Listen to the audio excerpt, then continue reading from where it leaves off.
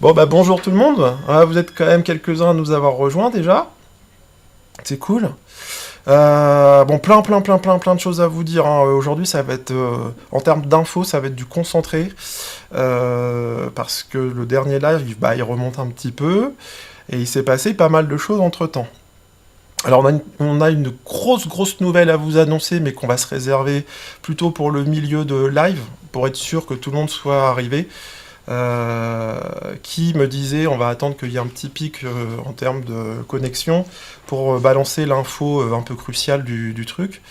Mais vous inquiétez pas, entre-temps, il y a quand même des choses très croustillantes à partager. Vous allez voir. On a des choses à vous montrer, on a des choses à vous dire, bien sûr, mais on a des choses à vous montrer aussi aujourd'hui. Et pour le coup, eh ben, on va pas faire dans le mystère, on va pas faire les radins, on va vraiment vous montrer tout ce qu'on a produit jusqu'à maintenant et qui est déjà bien finalisé. Voilà. Ça va toi ? Ça va et toi, t'es Peter? T'as ton tabouret, c'est bon ? Ça y est. Ok. Tu Ouais. commences par quoi? On commence par ça ou par Jilutam? On avait dit par Alors, vite fait, Jilutam. Jilutam. Bah oui. Donc, Jilutam, pour ceux qui nous rejoignent, c'est un petit jeu. Jilutam, c'est le nom de la planète sur laquelle vivent les Blobies. Les Blobies, c'est notre gros projet à qui et à moi. Un jeu qu'on va auto-éditer en autoproduction. Enfin, bon, on fait beaucoup de choses en autodidacte aussi. Et donc voilà, donc c'était un jeu très ambitieux. Et donc Jilutam, pour résumer, c'était le petit jeu intermédiaire qui nous permet de faire le marchepied vers ce gros jeu plus conséquent.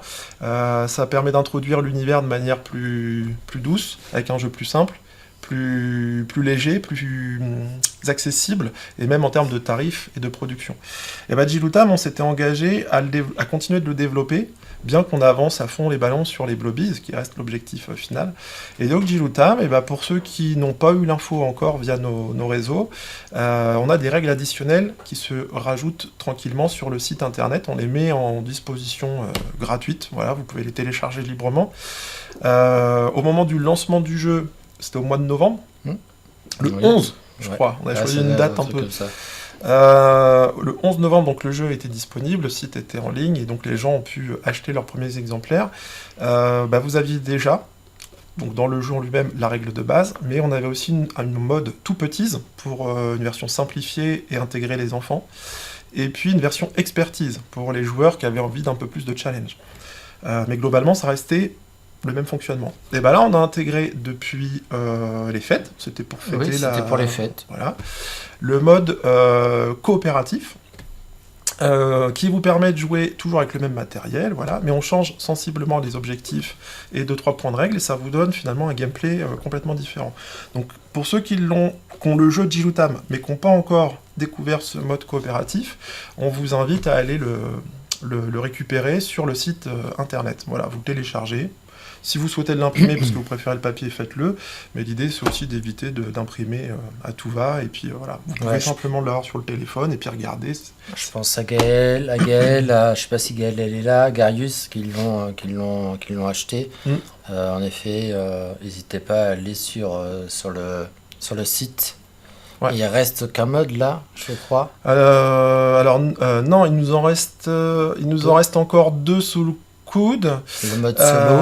Avant de passer à l'étape d'après, puisque quand on dit les modes, c'est juste avec le jeu de base, vous pouvez jouer à tous ces modes, d'accord ? Pas besoin de racheter des choses ou quoi. Mais on a prévu du contenu complémentaire en termes d'accessoires de jeu, et donc c'est ce qu'on va appeler plutôt des extensions, avec finalement encore des modes de jeu qui vont venir avec. Voilà. Notamment, je pense à un truc qui s'appelle le mode boss, où vous aurez des tuiles un peu spéciales, plus grandes, voilà. Mais ça, forcément, vous ne l'aurez pas par défaut. Faudra, c'est si vous le souhaitez, récupérer ces accessoires, voilà, via le site. Voilà. Bon, ça, c'est pas pour tout de suite. Non. Puisque, comme on vous l'a dit, là, on a mis un gros coup d'accélérateur sur Blobies. Juste pour finir sur le Jilutam, oui. On peut faire voir on est en train de préparer les stands. Je le ramène, mais t'expliques. Vas-y. Ah, ça c'était mon pied. Bien donc pour ceux qui savent, en général je travaille sur du polystyrène. Et là pour le stand, pour décorer le stand, on a commencé à travailler. Alors là vous allez l'avoir pas du bon côté, mais vous allez comprendre, c'est l'enseigne, c'est le logo du jeu Jilutam en polystyrène. Donc qu'on a peint, qu'on a découpé. Et on est en train de préparer d'autres éléments de décoration pour le stand pour pouvoir les présenter au fur et à mesure sur les différents événements. En sachant que actuellement, dessus, on a Nantes, la Ouais. Nantes Maker Campus, Ouais. Au mois Euh, de mai ou juin? Non, juin. au mois de juin. Moi, je me suis réinscrit à la TwitchCon pour fin mai, donc une semaine, une semaine avant Nantes Maker Campus. On a, pour ceux qui sont de Rouen et alentours, on a Normania qui est dans un mois, un peu moins d'un mois, le 14 février, le week-end du 14 février. Et puis pour l'instant, c'est tout en termes d'événements. Mais l'idée, c'est de pouvoir avoir un décor pour pouvoir mettre en avant le jeu et notre stand. Et on est en train de préparer d'autres décors à partir de polystyrène. Mais bon, pour ceux qui me suivent d'habitude, vous savez que en général, le polystyrène, c'est une matière que j'utilise pour faire des tableaux, des choses comme ça. Donc là, on a repris le même principe de décoration, de création. Donc voilà. Ouais. Pour Jiloutam, c'est tout. Le site fonctionne. J'avoue que j'ai pas remis le nez dedans depuis un petit moment. Non, Mais bah la bon, dernière mise à jour, c'était pour la règle. On a mis les 2 vidéos qu'on avait faites sur YouTube, les 2 lives, on les Ouais. a mis sur notre chaîne YouTube, donc à tout moment vous pouvez retourner. Et c'est assez marrant parce qu'avec le live de ce soir, si vous regardez le premier live et le live de ce soir, vous allez voir une évolution, le projet a évolué, vous Ouais. allez voir complètement, pas complètement changé, mais il a évolué dans la manière de se présenter et tout ça. Tout à fait. Tout à fait. Alors juste pour finir, prochain rendez-vous public qu'on vous donne si vous souhaitez effectivement nous rencontrer, que ce soit pour Jiloutam ou plus largement les Blobies, puisque vous allez voir avec ce qu'on va vous présenter ce soir qu'il y a de la matière à venir nous rencontrer sur les stands. Prochain rendez-vous donc à Normania. Alors attends, je dis ça, j'ai pas la date en C'est le tête. 13-14 février. Voilà, si tu 14, 15, 16 ou 14, 15, Ouais. 16. Bon, vous février. vérifierez. C'est le week-end de la Saint-Valentin. Normania, Zénith de Rouen, enfin Parc Expo de Rouen, les 2 jours. Et donc voilà, on sera fidèle 14-15, on nous dit en régie, et on sera là les 2 jours pour vous accueillir. Et donc voilà, vous pourrez découvrir les dernières nouveautés et faire des parties démo de Blobies. Première nouvelle du coup. Puisque Ouais, jusqu'à c'est la maintenant, on vous a première, parlé du concept, on vous avait montré quelques visuels, quelques éléments, quelques orientations, même dans les pistes de fabrication. Mais là, ça y est, on a une version démo. On présentait régulièrement sur nos stands aussi, juste voilà, en décoration, on va dire, les différents éléments qu'on avait pu produire jusqu'à maintenant. Mais c'était juste, on regarde et on peut pas jouer. Là, c'est fonctionnel. Et voilà, c'est la grosse nouvelle déjà du jour. On a aujourd'hui un jeu qui tourne, et qui tourne plutôt bien. Alors, pour rebondir sur ce que tu venais de dire, qui entre eux... Ah, toi aussi, ça te fait bizarre que je t'appelle qui? Ah, Bah ouais, je me demande pas où tu habitué. vas. Il va où, le gars? Et ben voilà, comme vous pouvez voir dans le petit insert, donc j'ai une boîte Je devant vais moi. l'agrandir, comme ça là on est sur du... Vas-y. Et on va rentrer dans le vif du sujet. Et vous allez voir, les amis, on se moque pas de vous. Donc au départ, si vous vous souvenez bien, on était parti sur l'idée de proposer l'intégralité du jeu Les Blobies, qui pour rappel est un jeu de société, un jeu de plateau, hein, ça se joue sur table, avec beaucoup d'éléments, et on était sur un jeu d'aventure, un peu façon RPG, très inspiré des jeux vidéo, type, je sais pas, Zelda, voilà, mais avec une direction artistique plutôt Kirby, voilà, on va dire que c'est un truc un peu hybride entre ces 2 trucs-là. Et donc c'était un jeu avec un lore très développé, un jeu narratif, avec beaucoup d'éléments, et donc un jeu ambitieux et assez conséquent à produire. Avec finalement à l'arrivée, un coût aussi d'achat forcément pas évident qui pouvait refroidir. Et puis on était sur des parties qui duraient longtemps. Bah oui, c'est un jeu d'immersion, donc voilà, faut pouvoir se poser dedans, etc. Dès le départ, on avait promis qu'on allait réfléchir à un mode de jeu plus léger.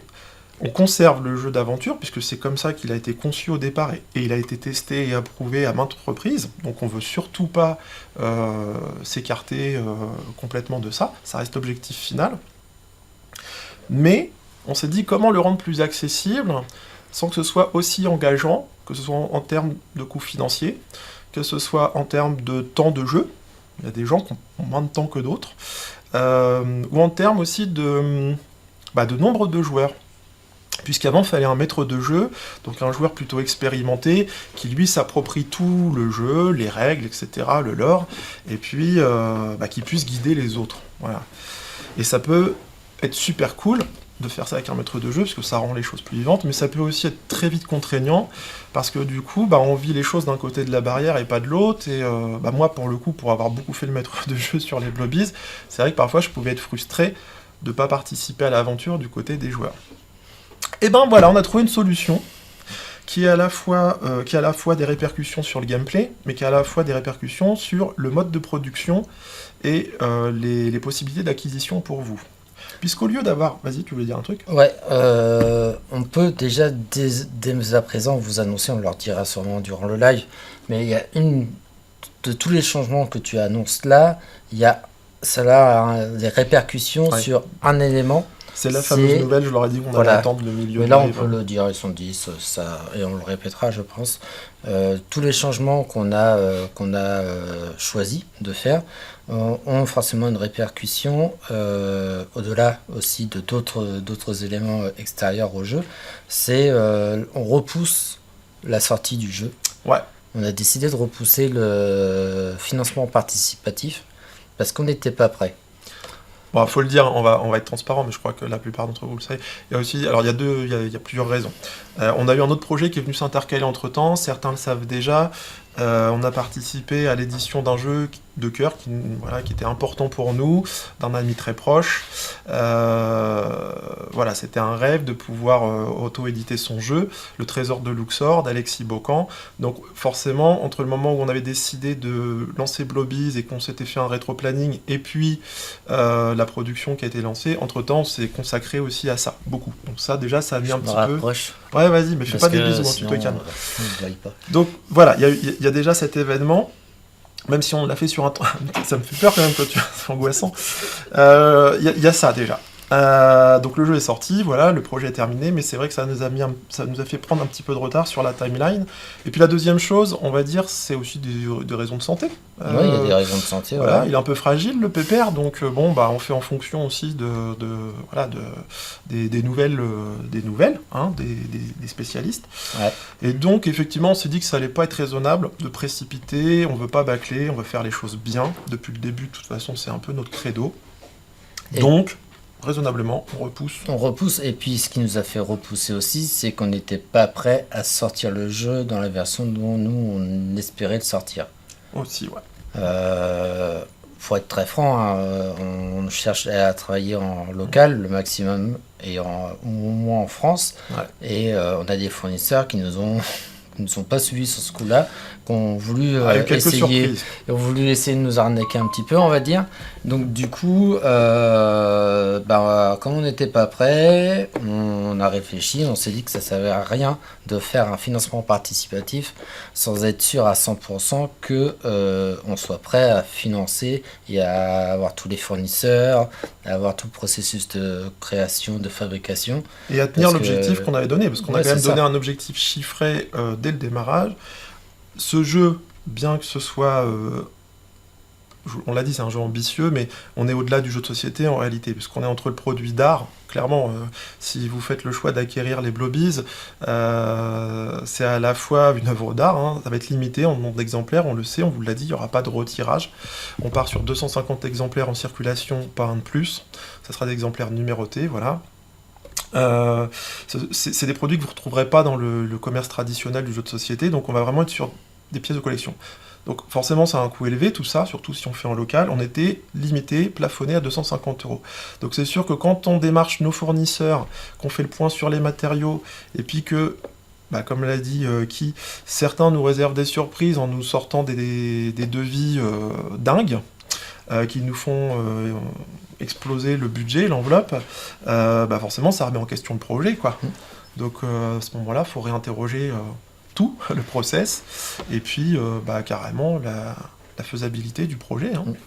On a eu un petit moment de doute, on va Ouais, le bah dire. là, en début d'année, Voilà. on s'est demandé si on allait le faire ou pas, quoi. Mais comme souvent, c'est de la contrainte et du chaos que naissent les belles solutions et naissent les étoiles. Et bah en fait, on a trouvé des... Oui, c'est Chaplin qui disait ça. Du chaos naissent les étoiles. Ah, t'as vu, hein, on apprend des trucs sur Twitch. Eh bien, en fait, ça nous a fait rebondir. Et comme on avait dit qu'on voulait proposer un format de jeu plus accessible aussi, et ben on a fait du 2 en 1. Donc, on va pas faire durer le suspense. Concrètement, notre jeu, les Blobies, il sera séquencé en 4 box, plus une 5e. Au final, vous aurez tout le matériel qui était prévu à l'origine. Tout sortira en même temps. C'est-à-dire que si vous êtes dans la team des complétistes qui veulent tout, et puis pour garantir le truc tout de suite, vous êtes prêts, voilà, à participer à l'aventure. Ce sera possible dès le jour 1, vous pourrez tout acquérir. Pour ceux qui, par contre, se diront, bah, moi je préfère d'abord essayer une petite partie, voir si vraiment j'accroche ou pas, ils pourront aussi grâce à notre système. Et puis pour ceux qui voudront se laisser le temps, bah, je sais pas moi, pour Le refaire budget. voilà, des raisons financières ou autres. Alors, on l'a dit, ça sera en exemplaire limité, donc évidemment, si tout part d'un coup, voilà. Mais bon, je pense que ça se fera pas non plus comme ça d'un seul coup. On n'est pas non plus mondialement connu. On est une petite boîte normande, voilà. On n'est pas gigamique. Voilà, on n'est pas gigamique, on n'est pas une grosse boîte, et puis on a une méthode un petit peu particulière. On n'a pas des réseaux de distribution et de diffusion non plus, voilà. Donc on sait que on continuera sur notre lancée très artisanale, d'aller aussi mouiller la chemise en allant sur les salons à la rencontre du public. Et donc on se dit que le rythme d'écoulement des boîtes, ça va pas se faire comme ça non plus. Voilà. Alors, quand je vous dis que le jeu il va être séquencé en 4 parties, bah en fait vous aurez 4 petites boîtes, plus une, encore une fois. La 5e, je la mets de côté pour l'instant. Et donc, c'est des boîtes qui vont ressembler à ce que vous voyez là depuis tout à l'heure à l'écran. On va être sur un petit format. Au début, on avait parlé d'une grosse caisse. Et là, en fait, vous aurez 4 petites boîtes qui pourront se mettre les unes à la suite des autres. Elles feront grosso modo cette épaisseur-là. On est sur du combien Là, on est sur du 7 cm à peu près. Voilà, 7 cm. Pour ceux qui ont connu le trésor de Luxor, c'est le même système, assemblage à la main, etc. Avec un couvercle transparent qui coulisse. Vous avez un système d'ouverture comme ça. Alors, le couvercle, il aura le droit à un stickers qui recouvrira partiellement, mais vous verrez quand même une partie du contenu, parce qu'on trouvait que c'était joli et qu'un beau matériel comme ça méritait d'être mis en valeur. On ne le cache pas complètement. En sachant que la boîte, là, celle que vous voyez, la mise en place intérieure n'est pas la définitive. Elle va encore évoluer. Cette boîte-là, si vous vous rappelez au début, lors du premier live, on vous avait présenté cette boîte-là pour les figurines. L'idée des figurines reste la même. Ça sera ce type de boîte avec le même nombre de cases. Pour les jeux, pour les 4 boîtes de jeux, les boîtes, les séparations seront différentes, il y en aura beaucoup moins, et il y aura aussi un système de plateau. C'est ça, c'est-à-dire que dans la boîte des jeux Blobies, vous pourrez enlever la partie cloison, qui formera finalement des bacs de rangement. Vous pourrez les sortir de la boîte pour les poser près de votre table de jeu, et accéder plus facilement aux différentes cases, et donc au matériel en détail. Et surtout, pourquoi on fait ça ? Parce qu'en dessous, on va appeler ça ce tiroir, ces compartiments, vous aurez un double fond tout au fond de la boîte pour pouvoir accueillir des éléments de jeu qui ne rentrent pas dans les cases, mais qui vont être finalement les plateaux de jeu. Donc les plateaux de jeu, ils font plus ou moins le format de la boîte, d'accord ? Ils vont être en carton fin. Ils seront recto verso. Alors là, vous avez le visuel définitif qu'on vous présente. Alors certains les ont déjà vus sur les salons. Et donc c'est comme un puzzle en fait. Vous allez pouvoir au fur et à mesure de l'aventure constituer des routes, des chemins, vous voyez. Ça se connecte de différentes façons. Vous avez des espaces plus ou moins ouverts. Vous avez des espaces plus ou moins fermés. Et donc c'est ce qui va vous créer finalement vos chemins dans vos parties. Voilà. Ces plateaux, comme ils sont très grands, en fait, voilà, ils viendront se loger, ils sont plats, ils sont grands, mais ils viendront se loger au fond de la boîte, sous les petits compartiments. Alors, il n'y aura pas que les plateaux qui se mettront au fond, on aura d'autres éléments de jeu comme par exemple, très important, les fiches personnages. Donc un peu sous forme de cartes. Vous allez avoir, alors je précise que ça c'est encore en cours de, au niveau du visuel, on est en cours de travail là-dessus. Aujourd'hui on vous présente un peu tout, on vous dira quand c'est les versions définitives. Les terrains sont les versions définitives. Les terrains pour ce qui est du visuel, c'est la version définitive. La seule chose c'est qu'ils ne sont pas recto verso ceux-là, d'accord? Pour les démos, on ne s'est pas embêté avec le recto verso, mais sachez que vous aurez du recto verso dans chacune des petites boîtes. Je réponds juste à une question de Garius qui demande si chaque boîte sera numérotée, même les add-ons. En fait, il n'y a pas d'add-on. Chaque boîte est un jeu. C'est-à-dire que, vous allez voir, Guillaume va vous expliquer, chaque boîte a, on va dire, son univers, son environnement surtout, avec des héros et des monstres différents. Mais l'idée, c'est d'avoir 4 boîtes, mais qu'on peut jouer individuellement ou ensemble. Mais oui, chaque boîte sera numérotée. Il y aura 250 boîtes, on va dire rouges, 250 boîtes vertes, 250 boîtes bleues, et ainsi de suite. Et la 5e boîte n'est pas vraiment un add-on, ça fait partie du jeu en fait, de base. Bon, on va le dire, la 5e boîte, c'est ce qu'on va appeler le mode aventure. Vous savez, le fameux RPG, c'est-à-dire la version initiale. Dans cette petite boîte, qui sera moins coûteuse d'ailleurs que les autres, puisque l'essentiel du matériel, vous le retrouverez dans les boîtes, les 4 premières boîtes. Dans cette boîte-là, vous aurez tout ce qui est scénario, tout ce qui est dialogue, tout ce qui est pièces, qui sert uniquement pour le mode aventure. Alors je peux vous en présenter d'ailleurs quelques pièces, je mets de côté les cartes, on va y revenir, les fiches.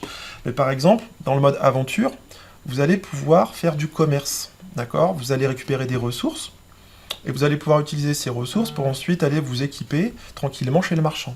Et bien vous aurez donc, pour représenter ça, un espace marchand, et donc on a fait déjà la petite pièce. Donc c'est du... Alors ce n'est pas du bois, souvent les gens pensent que c'est du bois, mais c'est du carton très épais, d'accord, imprimé couleur recto verso, voilà, avec un recto verso différent. C'est du standees, c'est-à-dire que ça tient debout. Alors là, forcément, comme on est vu d'en haut, vous n'allez peut-être pas bien vous rendre compte, mais l'idée, voilà, c'est que ça tienne debout, c'est comme les pions, et vous avez votre petit marchand qui va vous permettre de faire votre commerce. Bon, bah ça, pour les petites boîtes, avec le format de jeu qu'on vous propose, qui est une espèce de format abrégé, plus rapide, vous n'aurez pas besoin de cette pièce. Elle sera proposée dans la 5e boîte pour le commerce. De la même manière, dans le mode de jeu final, vous avez l'agriculture. On peut... Les mangolas, au lieu de les consommer, vous vous rappelez les petits fruits rouges qu'on va vous proposer. D'ailleurs, vous les aviez déjà vus. Hein. On vous confirme que ce sera cette version. C'est en pâte fimo, fait à la main. Donc, quand on parle d'artisanat, on est vraiment pur jus. Donc ces petits fruits rouges qui constituent la principale nourriture de nos héros, et ben vous allez, plutôt que de les manger, vous allez pouvoir les utiliser pour faire de l'agriculture et faire pousser des mangoliers.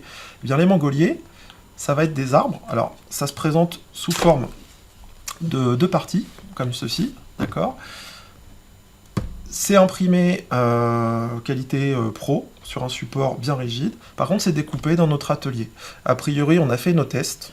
Il s'avère que c'est un test, ça fonctionne. On découpe tout ça nous-mêmes. Et vous avez au final quelque chose qui est plutôt solide, qui est vraiment local, et puis qui sur le plateau de jeu est vraiment très sympa. Vous voyez, ça vous fait votre élément de jeu presque en 3D finalement. Ça tient tout seul, voilà. Donc ça, c'est un élément de jeu dont vous n'avez pas besoin pour le mode simplifié, pour le mode des box, mais que vous retrouverez dans le mode aventure, pour pouvoir tenter de faire pousser vos fruits et en récupérer ensuite sur vos arbres. Voilà. Autre élément que vous allez retrouver, alors je vous montre les portes. Les portes, c'est la même chose, hein. Vous le retrouverez en mode aventure, c'est le même principe. Ça tient sur ses pieds, parce que ce sont simplement des petites pattes en carton, voilà. C'est de la découpe qu'on fait nous-mêmes, et puis voilà. Donc, ça c'est pour vous expliquer le mode aventure, mais je reviens à ce qu'on va vous proposer dans ce qui nous intéresse le plus, finalement le cœur du jeu, à savoir ces petites box qui vont à chaque fois contenir un quart du lore du jeu. Chaque boîte qui, vous l'a dit, c'est un biome à part entière. Dedans, vous allez avoir les personnages jouables, d'accord, qui seront rangés dans leur compartiment. Donc les personnages jouables, j'en reviens aux cartes, ils vont être représentés par des cartes sur fond jaune. C'est les fameux blobies. Les blobies, Évite de trop taper, on sait jamais pour le micro. Oui, effectivement.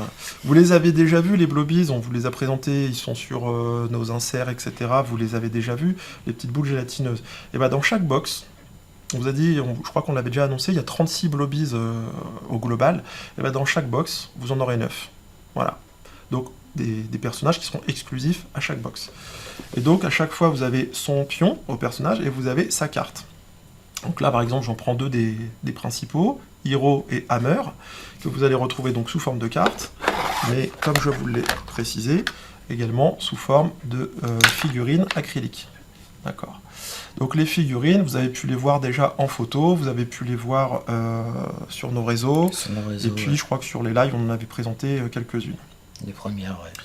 Alors, si on prend la boîte de départ, eh ben, on peut vous présenter déjà le casting. On va le faire aujourd'hui. On s'était dit qu'aujourd'hui, allez hop, on y allait à fond dans les révélations.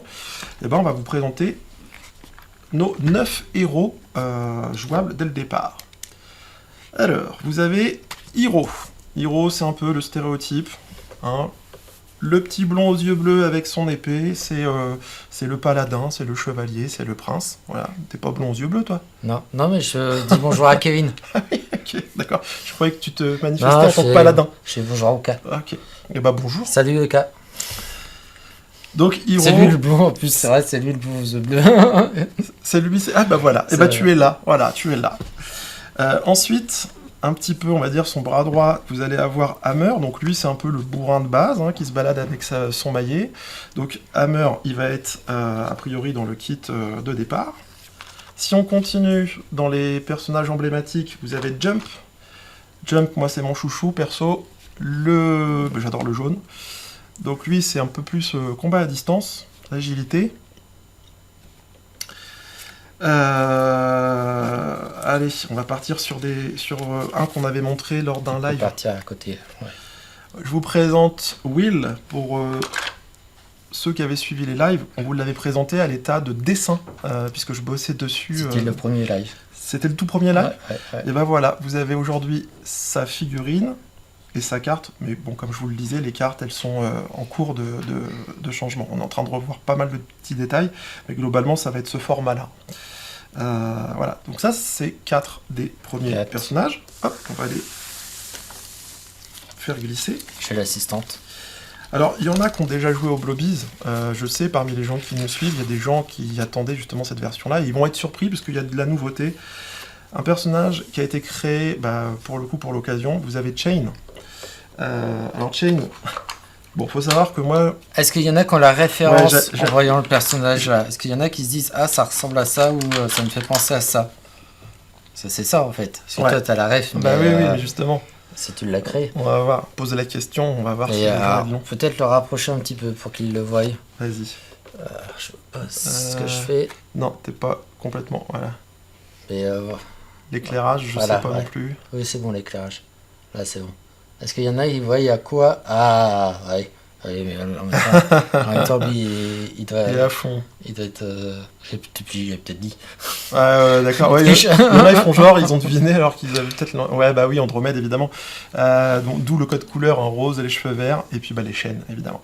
Donc on a un personnage là qui combat vraiment à distance et qui a la capacité finalement d'immobiliser ses adversaires, ce qui est bien pratique. Parce que je vous le rappelle, c'est un jeu de coopération, c'est un jeu de stratégie aussi. Et il va falloir tirer le meilleur parti des combinaisons des pouvoirs de chacun. Donc Chain, quitte à être dans les petits nouveaux, on va vous présenter un autre qui plaît bien en ce moment, c'est Bog. Bog, en fait, il est équipé d'un petit bouclier, et c'est le tank. Lui, son rôle, ça va être vraiment de parer les coups des adversaires pour le groupe. Voilà, petit perso qui a un code couleur particulier, puisque c'est le code couleur finalement de la végétation du jeu.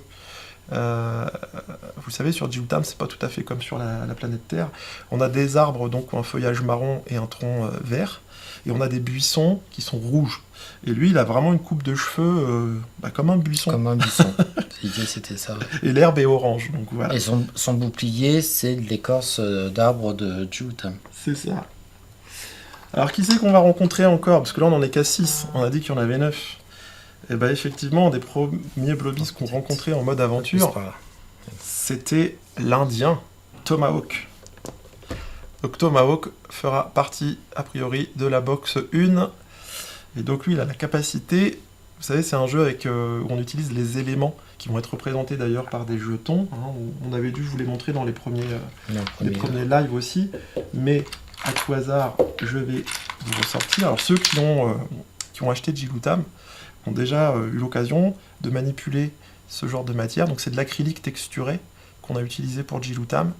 Et là, en fait, vous retrouvez la même chose, mais sous forme de jetons ronds, puisque c'est les éléments qu'on va manipuler dans Blobiz. Et donc, Tomahawk, l'Indien, lui, il peut faire pleuvoir la danse de la pluie, et il pourra déposer des jetons hauts sur le plateau. On continue dans les présentations. Alors là, même chose, il y a une petite référence. Bon, ça, c'est par rapport à mon parcours personnel, pour le coup. Mais je sais qu'il est partagé avec moi et avec des personnes qui nous suivent, comme Garius. Je vous présente Jogo. Alors, Jogo...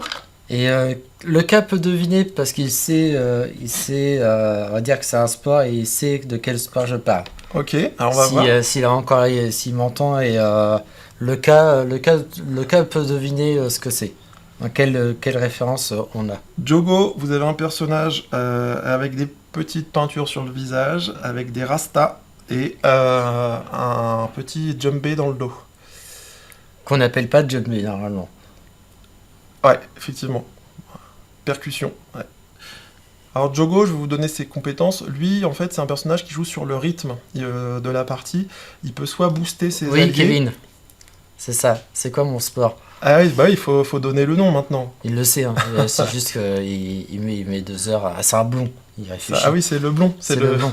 Capoeira, yes. C'est ça. Et donc Jogo, la capoeira, c'est un sport qui se fait en musique, donc avec le rythme, qui est très important. Et c'est un sport plutôt joyeux, d'où le grand sourire de Jogo, personnage plutôt chaleureux. Et donc lui, en fait, il va vous accompagner grâce au son de son... alors pas djembé, mais... Atabak. Atabak, c'est plus grand. Je crois que c'est Atabak. Bon, en tout cas, il va faire de la musique pour pouvoir vous aider à être plus performant dans le jeu, ou au contraire, ralentir les adversaires. Donc c'est plutôt sympa pour le groupe comme pouvoir. Donc voilà, donc là on en a présenté combien? 8. On en a présenté 8. Un dernier. Un petit dernier? Allez, on va montrer celui-là. Parce que lui aussi c'est un fan favorite. Vous avez Shuriken. Alors Shuriken, lui, c'est le projectile en fait. C'est le ninja du groupe. Un petit peu comme Kenny dans South Park. Hein. Vous avez vu, il a la bouche qui est cachée par son... Alors on ne sait pas si c'est un costume ou s'il n'a pas de bouche en fait. Hein. Les Blobies, ils naissent tels quels et ils restent avec ce physique-là toute leur vie. En tout cas, un personnage plutôt discret, plutôt mutique. Et très apprécié des joueurs. Parce qu'il vous permet d'attaquer à distance, mais de très loin. À travers même les buissons, à travers les autres personnages, un peu en mode sniper. Et en plus, il est agile, hein, il peut toucher ses cibles plus facilement. Voilà, donc là, on vous en a présenté 9. Alors, sur les 36, il se peut qu'on change encore l'ordre des personnages qu'on mettra dans les boîtes. Peut-être que ce ne sera pas tout à fait ceux-là. On peut vous en montrer d'autres qui sont déjà prêts. Celui-là, ils l'ont déjà vu, je crois. Alors, Hermite, vous l'avez forcément vu, puisqu'il fait partie des illustrations que vous retrouvez... vous le voyez actuellement, d'ailleurs, voilà. Sur le petit rocher, là. Donc d'ailleurs, Shuriken était là, il était caché là, le petit ninja. Ouais. Hermite, au départ, dans le jeu d'aventure, c'est le mentor, c'est votre guide, et normalement il n'est pas censé être jouable. Et là, il fera partie du rooster et vous pourrez le jouer. Ainsi qu'un autre personnage très important de l'histoire que vous pourrez jouer. Je vous en dis pas plus sur Hermite, mais en tout cas voilà, la figurine est déjà sortie, on a déjà fait le test dessus. Alors, dans les personnages dont les figurines n'ont pas encore été faites, mais pour lesquels on peut présenter les cartes, vous avez Punch. Punch, c'est le personnage un peu bourru, et lui, c'est l'enchaînement, c'est le corps à corps, et lui, il mitraille, il tabasse, c'est un boxeur. Autre personnage très apprécié, Nova. Alors Nova, c'est un Blobiz qui a un pouvoir très spécial, puisqu'il est né avec une aura autour de lui, vous avez vu, il y a comme une bulle, et en fait, cette bulle, elle est permanente.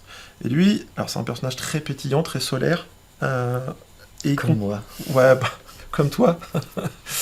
Et lui, en fait, il a du mal un petit peu à contrôler son pouvoir, c'est-à-dire qu'il balance des auras un peu destructrices, quoi. C'est tellement puissant que c'est pas toujours évident pour ceux qui l'accompagnent.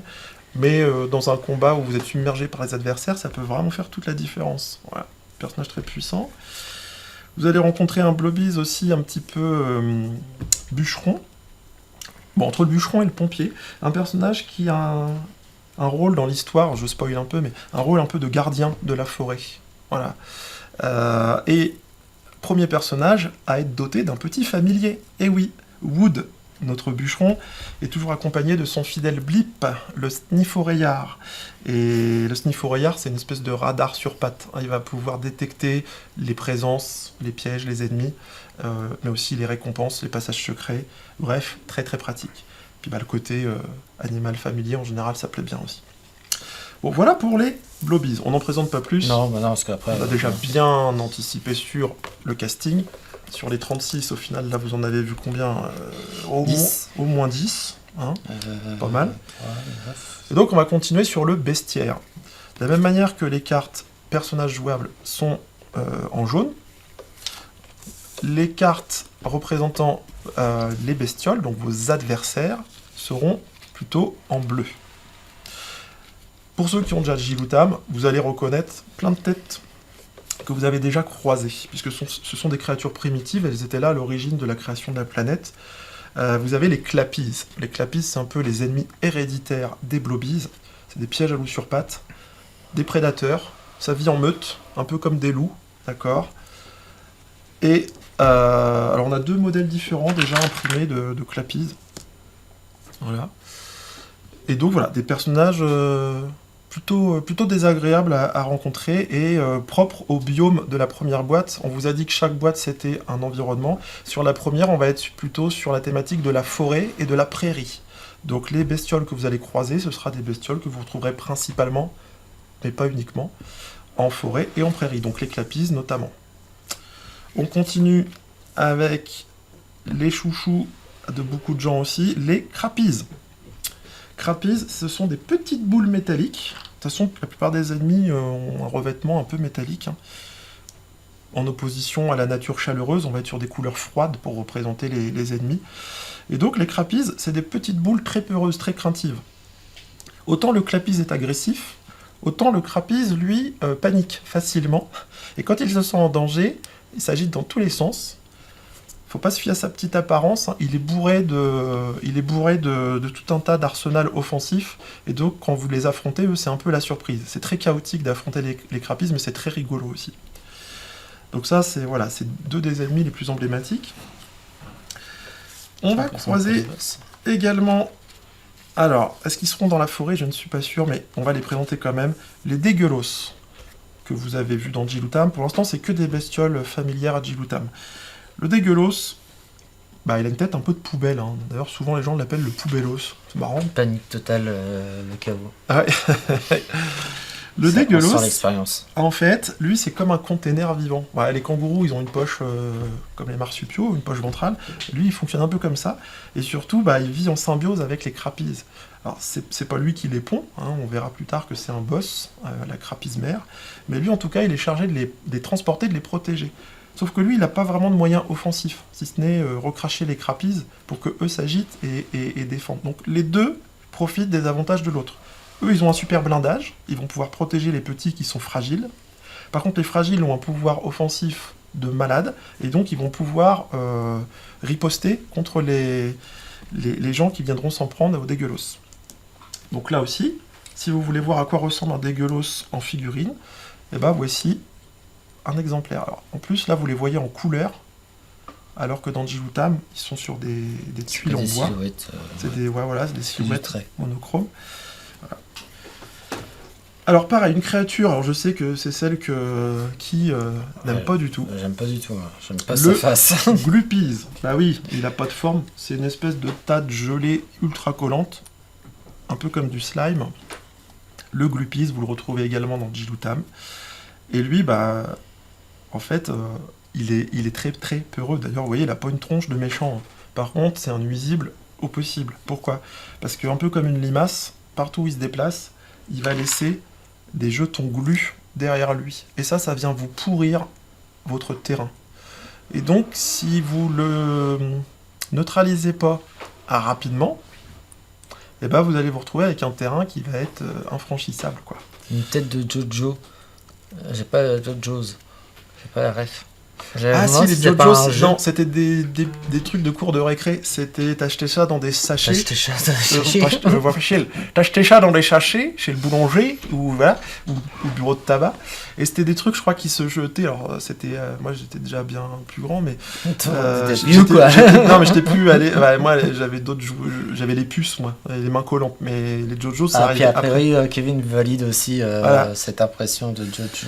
Ah ouais, alors les JoJo's de mémoire, c'était une espèce de caoutchouc, donc ça rebondissait un peu comme les balles rebondissantes. Si je dis pas, j'ai pas joué à ça, mais j'ai vu passer. Je vois l'idée, ouais, je vois. Là, eux, non, ils sont tout gélatineux, ils sont flasques, ils sont informes. Enfin, ils ont une vie de merde, hein. Si vous avez un mauvais karma, vous risquez de vous réincarner en ça, c'est pas cool. Franchement, c'est pas une vie que je souhaite. Et on peut se demander d'ailleurs dans le dégueulos s'il n'y a pas du glupis aussi, parce qu'à l'intérieur, on voit que ça bave et que c'est un peu cradingue. Donc peut-être qu'il y a du glupis dans du dégueulos, on ne sait pas. Voilà. Donc ça, c'est des créatures que vous pourrez rencontrer probablement dans la box numéro 1, mais c'est pas fini. Je pense que Vas-y, c'est pas de la vas-y. place. Vous avez des bestioles volantes, les mouchams, qui sont des comme son nom le suggère, des petits parasites très pénibles. Les mouchams, en fait, vous voyez, ils ont une trompe. Je vais vous montrer la figurine tout de suite. Et en fait, eux, ils peuvent pas vous blesser véritablement, mais ils peuvent vous pomper vos ressources. Donc, si vous vous baladez avec des mangolas, vous savez, les fruits dont on se nourrit, ou des rubis, qui constituent la monnaie du jeu, bah eux, ils risquent de vous les dérober. Et surtout, une fois qu'ils ont pompé vos ressources, ils se barrent. Donc si vous les éliminez pas rapidement, bah, terminus, quoi. Vous perdez. Vraiment, ils vous font les poches. Alors comme eux, ils sont pas offensifs, les mouchams, ça vient en essaim, en ruche. Il y a les moustocs. C'est la même espèce, hein. C'est juste que vous avez vu, lui, c'est pas une trompe qu'il a au bout de la tronche, c'est un dard. Voilà.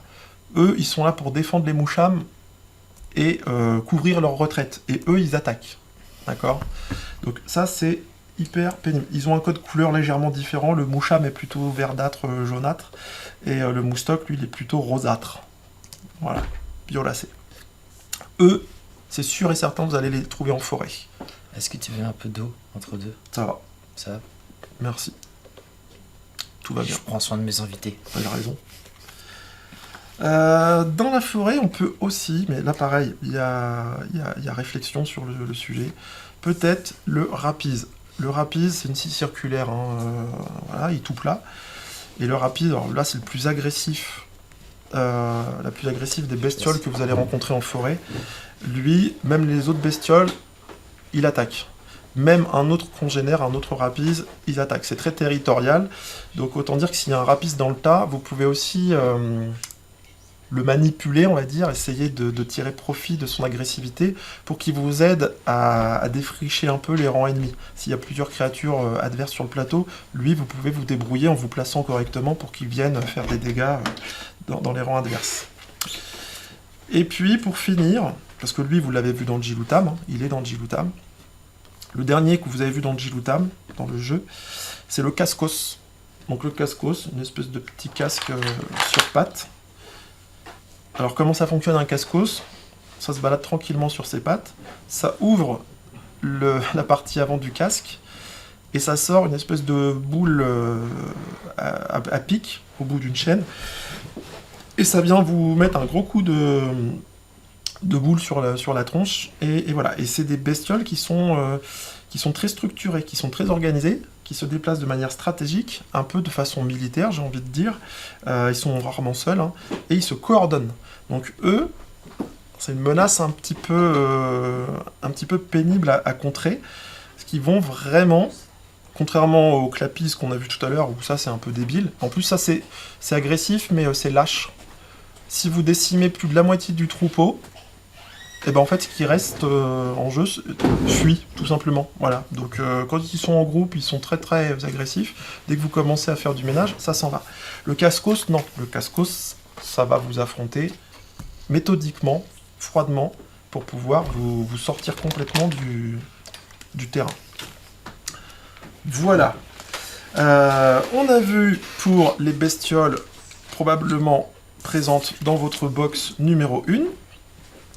Et c'est pas fini, il y a encore de la bestiole, enfin, de la bestiole, du personnage, parce que les bestioles c'est les méchants, les globies c'est les jouables. Juste une petite pause, comme Vas-y. ça, Vas-y, tu vas-y. respires. Pour ceux qui nous rejoignent entre deux, parce que je vois que le chiffre est monté, on vous présente aujourd'hui une version presque définitive Ouais. de la boîte 1 Ouais. de notre jeu de société qui s'appelle Les Blobies. Le jeu qu'on devait mettre en financement participatif là en début d'année, on a décidé de repousser le financement participatif afin d'être prêt à 100% dans notre process de fabrication, et on avait encore des petites choses à revoir sur le jeu par lui-même, l'univers, les couleurs, tout ça. Mais voilà, c'est pour juste refaire un petit point pour les gens qui sont arrivés en cours de route. Synthèse partielle, comme on dit. Voilà, faut remettre dans le contexte. Pour mettre dans le contexte. Oh là. Donc là, on vient de voir donc, les personnages que vous allez pouvoir incarner, les personnages que vous allez affronter, et vous allez avoir des alliés aussi de circonstances, ce qu'on va appeler les créatures légendaires. Les créatures légendaires, comme le nom l'indique, c'est des bestioles que vous n'allez pas croiser très souvent. Voilà. Mais quand vous tombez dessus, vous êtes bien content. Des alliés de poids. Alors on va commencer dans la forêt, vous allez tomber sur Gol le Golem. Gol le Golem, il a une affinité avec tout ce qui va être justement environnement forestier, comme vous pouvez le voir, de par ses couleurs. Voilà, créature très puissante. Lui, il a la capacité avec ses gros bras de vous envoyer les ennemis à l'autre bout du terrain, voire même vous. Il peut servir de catapulte, ce qui peut être très pratique si vous vous retrouvez submergé par une vague de clapis, par exemple. Et lui, il va pouvoir vous envoyer en sécurité. Et puis il tape fort. Il fait des très très gros dégâts et il est dur à blesser. Donc un compagnon très appréciable. Et comme vous pouvez le voir, code couleur différent de cartes. On avait donc bleu pour les bestioles, jaune pour les blobies. T'es content, tu Et fous donc le bordel, la t'es content. troisième couleur, ça va être le rose pour les créatures légendaires. Alors Gold le Golem, c'est pas le seul que vous allez rencontrer. Des créatures légendaires, vous en aurez 3 pour chaque box. Il y a 4 box. Donc au final, voilà, ça vous fait quand même un petit paquet de créatures légendaires. Donc les golems, c'est un type de créature. Mais vous avez également Gob le Gobeur. Donc Gol le Golem en figurine, le voici. Voilà. Il est beau. Moi je le trouve beau. On peut dire que suivant l'univers, l'environnement, le biome dans lequel il évolue, ils sont de couleurs. On vous spoil, mais il y a différents golems. Par exemple, Yeti, c'est le golem de neige, il est tout poilu, tout blanc. Vous allez avoir Génie, le golem plutôt éthéré, tout bleu, transparent. Bref, on va pas tous vous les faire. Et vous avez Gob, le gobeur, que vous retrouverez en forêt. Alors lui, il saute sur ses proies, et puis avec sa grande bouche, hop, il les met dans son estomac, il les emprisonne. Mais ça peut aussi avoir un effet protecteur, parce qu'il peut le faire aussi sur les blobies, sur vos personnages, vos alliés. Si vous en avez un qui commence à être faible, hop, Gob il l'attrape dans sa gueule, et puis au moins il est hors d'atteinte des ennemis. Donc les deux, ils ont un pouvoir qui peut s'utiliser de manière offensive ou défensive. Il y a Joe qui dit le magnifique Gob. Ouais, Gob, il est génial, Gob. Sur les parties test, il nous a fait des trucs très sympas. Et donc, je n'ai pas imprimé la carte, mais pour terminer, vous avez aussi dans cette boîte, alors ce ne sera pas celui-ci, il y a des créatures qu'on appelle les Dragos. Et les Dragos, en fait, c'est un peu le boss des créatures légendaires, c'est le nec plus ultra. Il y a une légende qui dit même qu'il y en aurait 7 au total différents. Est-ce que c'est vrai? Et donc je vous en présente un, c'est Kram, c'est le Dragos de lave. Voilà, donc lui, comme son nom l'indique, il va pouvoir cracher de la lave. Alors je vais vous montrer à quoi ressemble, mais là aussi, si vous avez Jibutam, vous avez déjà vu ce genre de matériaux. Attendez, on va essayer de faire une petite mise au point. C'est translucide, c'est de l'acrylique, voilà, c'est texturé encore une fois. Et donc vous retrouvez un petit peu finalement le même design que son élément. Donc les Dragos, c'est des grosses figurines, comme vous pouvez voir. Si je compare un socle, juste les socles, entre une créature standard... Un Blobies même. Ouais, un Blobies. Un Blobies, voilà, ça va avoir un socle de cette taille-là, qui fait plus ou moins une case. Et les créatures comme ça, qui ont des socles plus ronds, c'est sur 4 cases. Donc ça prend beaucoup de place sur le terrain. Voilà. Mais ça, quand vous avez un Dragos avec vous, bon, normalement, pour perdre le jeu, parce que c'est vraiment un gros coup de boost. Voilà, il va faire des dégâts. C'est pas immortel, mais presque. Hein. Voilà, donc vous avez vu, dans une boîte, déjà, en termes ne serait-ce que de personnages, de pions, avec les cartes qui les accompagnent, vous avez énormément de quoi faire. Mais un jeu, ça se limite pas à des figurines et des cartes, en tout cas pas celui-ci. On a parlé des petits jetons ressources, on a parlé, bien entendu, des mangolas, donc que je vous remontre encore une fois, d'accord, faites à la main. Vous allez également avoir donc les plateaux, on en a parlé, et justement je vais en mettre un en fond pour vous montrer. Vous allez également avoir des décors, puisque ça c'est un plateau vierge. Ok. Quand vous allez découvrir une zone, il va falloir l'aménager. Je t'interromps 2 secondes. Marius demande si c'est celui qui est à l'origine de la lave dans Dilutam. Eh, ça c'est une bonne question, Marius. Alors effectivement, bon, je vous le dis, les Dragos en fait, c'est un peu comme nos dinosaures à nous, c'est-à-dire qu'ils étaient là à l'origine, ils étaient là avant nous, avant les Blobbies donc. Et donc oui, on raconte que les différents éléments que vous allez, les différents environnements que vous rencontrez sont tous liés à un Dragos, qui serait le premier à avoir produit la matière première, voilà, la lave en l'occurrence. Différents écosystèmes, environnements. Voilà. Donc, bien vu. Donc, je reviens à ce que je disais. Vous avez les plateaux que vous allez devoir aménager. Quand vous découvrez un plateau, puisque c'est un jeu qui va être progressif, d'accord, vous allez explorer au fur et à mesure de votre progression, et bien vous allez devoir l'aménager. Pour ce faire, vous allez utiliser ce qu'on va appeler une petite fiche, alors voilà, elle est là, un petit carton exploration, donc qui va vous indiquer, donc ce petit carton, c'est un petit carton comme ça, d'accord, qui va représenter en plus petit la grille de vos plateaux, ok, et donc vous avez différentes cases qui vont être occupées. En bleu, c'est les espaces où vous allez faire popper, apparaître des bestioles, les méchants là, que vous allez affronter. Les ronds rouges, c'est là où vous allez mettre du décor en 3D, des obstacles, des choses qui vont vous aider, soit pour vous cacher, soit qui vont gêner votre progression. Et puis vous avez une croix jaune, le X, ça va être l'objectif. Puisque dans ce mode de jeu, vous allez en début de partie définir déjà combien de plateaux vous allez traverser. C'est vous qui calibrez la durée de votre partie au tout début, et ça c'est plutôt chouette, parce que si on n'a pas beaucoup de temps pour jouer, on peut s'en faire une en speed. Si au contraire on a envie... On peut donner la variante, c'est qu'un plateau, c'est égal 10 minutes de jeu. À peu près. À peu près. Dans une boîte de jeu, vous avez 6 plateaux recto-verso, donc ça vous fait potentiellement 12 plateaux à traverser. Donc voilà, mais on va dire que une partie en moyenne, voilà, on va être sur 4 plateaux, entre 4 et 6 plateaux, ça vous fait une partie entre 40 et 60 minutes. Mais encore une fois, vous pouvez tout à fait dire on s'en fait une sur 2 plateaux ou 3 plateaux, il n'y a pas de souci. Ça, c'est un des premiers éléments de modularité du jeu. Je reviens sur mon système d'installation de plateau et après je vais aller sur les autres aspects, justement le format du jeu. Donc quand vous installez un plateau, vous allez sortir ce petit carton, vous allez le tourner sous la table, secrètement, voilà, un joueur autour de la table dit stop, et là vous le ressortez de la table, et vous allez, par système de symétrie, équiper votre plateau. Alors, comment on sait ce qu'on doit placer? Au dos du carton, vous avez la liste par biome, donc là on va être sur le mode, on va dire, forêt, d'accord? Donc on voit qu'en termes de décor, vous allez pouvoir placer de l'arbre, du buisson et du rocher.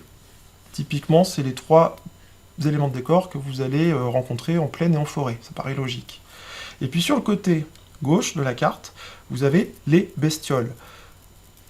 Que ce soit les décors ou les bestioles, elles vont être tirées au sort. D'accord? C'est un peu de manière procédurale, pour ceux qui connaissent le terme, dans les jeux vidéo. C'est des jeux qui se renouvellent à chaque partie. Vous ne ferez jamais 2 parties identiques. Il y a une part d'aléatoire, et ce qui fait que c'est plutôt excitant aussi de dire sur quoi on va tomber. Alors grosso modo, on l'a dit, hein, les bestioles sont liées à leur environnement, donc on sait que si on se balade en forêt, on risque de tomber sur du crapis, du clapis, etc. En gros, vous allez jeter un dé, d'accord, pour savoir. Donc pour les bestioles, on jette un seul dé. Ça nous donne la quantité. et ensuite les cases sur lesquelles on va les placer. La quantité, elle est déterminée par le nombre de personnages alliés en jeu. Si par exemple, on fait une partie et que pendant la partie, donc on a 2 blobies, d'accord? On joue avec 2 personnages. Eh bien, on regarde ici, on a fait par exemple, au moment de placer les bestioles, on a fait un 1 au dé, et ben on sait qu'on va devoir mettre 2 clapies, donc 2 clapies de bestioles comme ça, plus une par allié. On a 2 alliés présents, donc on sait qu'on va rajouter 2 clapies supplémentaires. Voilà. Ce qui fait que le niveau de difficulté s'adapte automatiquement à la taille de votre équipe. Qui dit taille de l'équipe, dit aussi taille du groupe de joueurs. Le principe des Blobies, c'est de rassembler les copains, d'accord? C'est un jeu, c'est pas la chasse aux Pokémon, c'est plutôt la recherche des potes. Et donc vous allez essayer de constituer la plus grande tribu. C'est un peu ça l'objectif du jeu. En tout cas, en mode aventure, ce sera ça. Et ben là, on retrouve aussi ça. Je vous ai montré qu'au dos de la carte, vous avez une croix jaune. Et ben cette croix jaune, ça va être l'objectif final de vos parties. Mettons qu'on décide de faire une partie en 4 plateaux. Eh bien, on sait que sur le 4e plateau, il y aura cette croix qui va apparaître et qui désignera un nouveau personnage que vous allez devoir atteindre et sauver pour le débloquer pour vos parties suivantes. Ok. Et donc, on peut contrôler en tant que joueur un personnage, mais on va pouvoir en contrôler 2, 3, et donc en fonction du nombre de joueurs autour de la table, on va se les répartir. Donc on peut tout à fait décider de faire une partie à 2 joueurs, en disant on en prend un chacun. On peut tout à fait décider de faire une partie en disant on va en prendre 2 chacun, voilà, et donc là on aurait 4 personnages. Mais on peut aussi bien décider de jouer tout seul, et oui, et ça c'est une nouveauté du jeu Blobies, qui n'existait pas avant en mode classique jeu de rôle. Là, il n'y a plus besoin de maître de jeu, puisque vous avez vu, on va utiliser un petit système très simple finalement de mise en place, d'installation et de progression. Et surtout, vous allez pouvoir jouer de manière autonome, même seul si l'envie vous en dit. Et qui dit seul, c'est pas seulement avoir un personnage, vous pouvez carrément gérer votre petite tribu. Et c'est ça qui est plutôt chouette finalement. C'est que vous n'êtes pas, vous n'êtes pas limité, vous pouvez complètement moduler vos parties comme vous le souhaitez. Et quand je vous disais que l'objectif de la partie serait de libérer un personnage, donc en fait vous allez avoir un petit pion œuf, alors on ne l'a pas fait encore l'œuf, soit il sera en acrylique comme ceci, soit il sera en carton comme les décors que je vais vous montrer, et donc à chaque fois que vous atteignerez cet œuf, ça sera le tirage au sort pour savoir quel personnage vous avez débloqué. Au début, quand vous ouvrez votre boîte et que vous vous lancez dans l'aventure, vous pourrez choisir soit librement, soit par tirage au sort, le personnage que vous allez jouer. Ok? Je peux commencer avec celui de mon choix. Ça peut, chaque joueur, chaque personne qui possédera le jeu démarrera la partie d'une façon qui lui est propre. Mais après, le principe, et ça, libre à vous de le respecter ou pas, mais c'est comme toute règle de jeu, en tout cas, ça sera conçu de sorte à vous donner ce plaisir-là. Normalement, une fois que vous démarrez l'aventure avec un personnage, il faudra débloquer les autres. C'est-à-dire qu'il faut d'abord le libérer, aller au bout d'une aventure, atteindre la petite croix X, tirer au sort, parce que là, ça sera pas vous choisissez, ça sera tirage au sort, pour pouvoir débloquer un nouveau personnage pour vos parties suivantes. Vous voyez un petit peu le principe. Comme vous en avez 9 par boîte, déjà, ça vous fait une belle rejouabilité avant de faire le tour. Voilà. Sachant que la petite croix, ça sera essentiellement des personnages à débloquer, mais on prévoit d'autres choses, atteindre une source, atteindre un objet spécial, etc. Donc vous vous retrouvez finalement avec un jeu bac à sable qui vous permet de réitérer l'expérience à volonté. Bonjour Valentine, bienvenue à toi et à l'adore. Ah, c'est cool. Merci Valentine. Alors, il est temps de vous présenter, là je vous ai présenté les petites croix bleues, et puis donc vous avez vu, il y a des petits numéros à côté des croix. Bah oui, parce que je vous ai dit que la taille du groupe adverse, quand il apparaît, il est fonction de la taille de votre groupe de personnages que vous contrôlez, de vos alliés. Donc si je sais que là, par exemple, j'avais 4 clapies à placer, la grille, elle m'a indiqué 2 clapies par défaut plus 1 par allié, on est 2 alliés, donc il y a 4 clapies. Merci. Eh bien, on va devoir placer donc le X1, le X2, le X3 jusqu'au 4, mais on ne placera pas 5, 6, 7, parce que la taille du groupe ennemi n'est pas suffisante. Et le sens dans lequel vous allez donc les placer changera évidemment en fonction de où comme vous arrivez, et puis surtout en fonction du type de terrain. Là j'ai pris un espace très ouvert, mais on peut, je vous le rappelle, atterrir dans des endroits qui sont beaucoup plus resserrés. Et donc, là par rapport à votre petite grille, si par exemple mon alignement il se fait comme ça, et ben on va voir que le 1 il se retrouverait bien ici, dans le chemin, mais que le 2, par exemple, se retrouverait ici, donc en dehors du chemin. Et bien c'est simple, c'est comme s'il sortait de la forêt, c'est-à-dire que je vais le rapatrier sur le chemin au moment de son entrée en jeu. Je réagis juste à Valentine qui dit qu'elle a rien compris, même si je suis un peu cucu. Non, c'est normal, Valentine.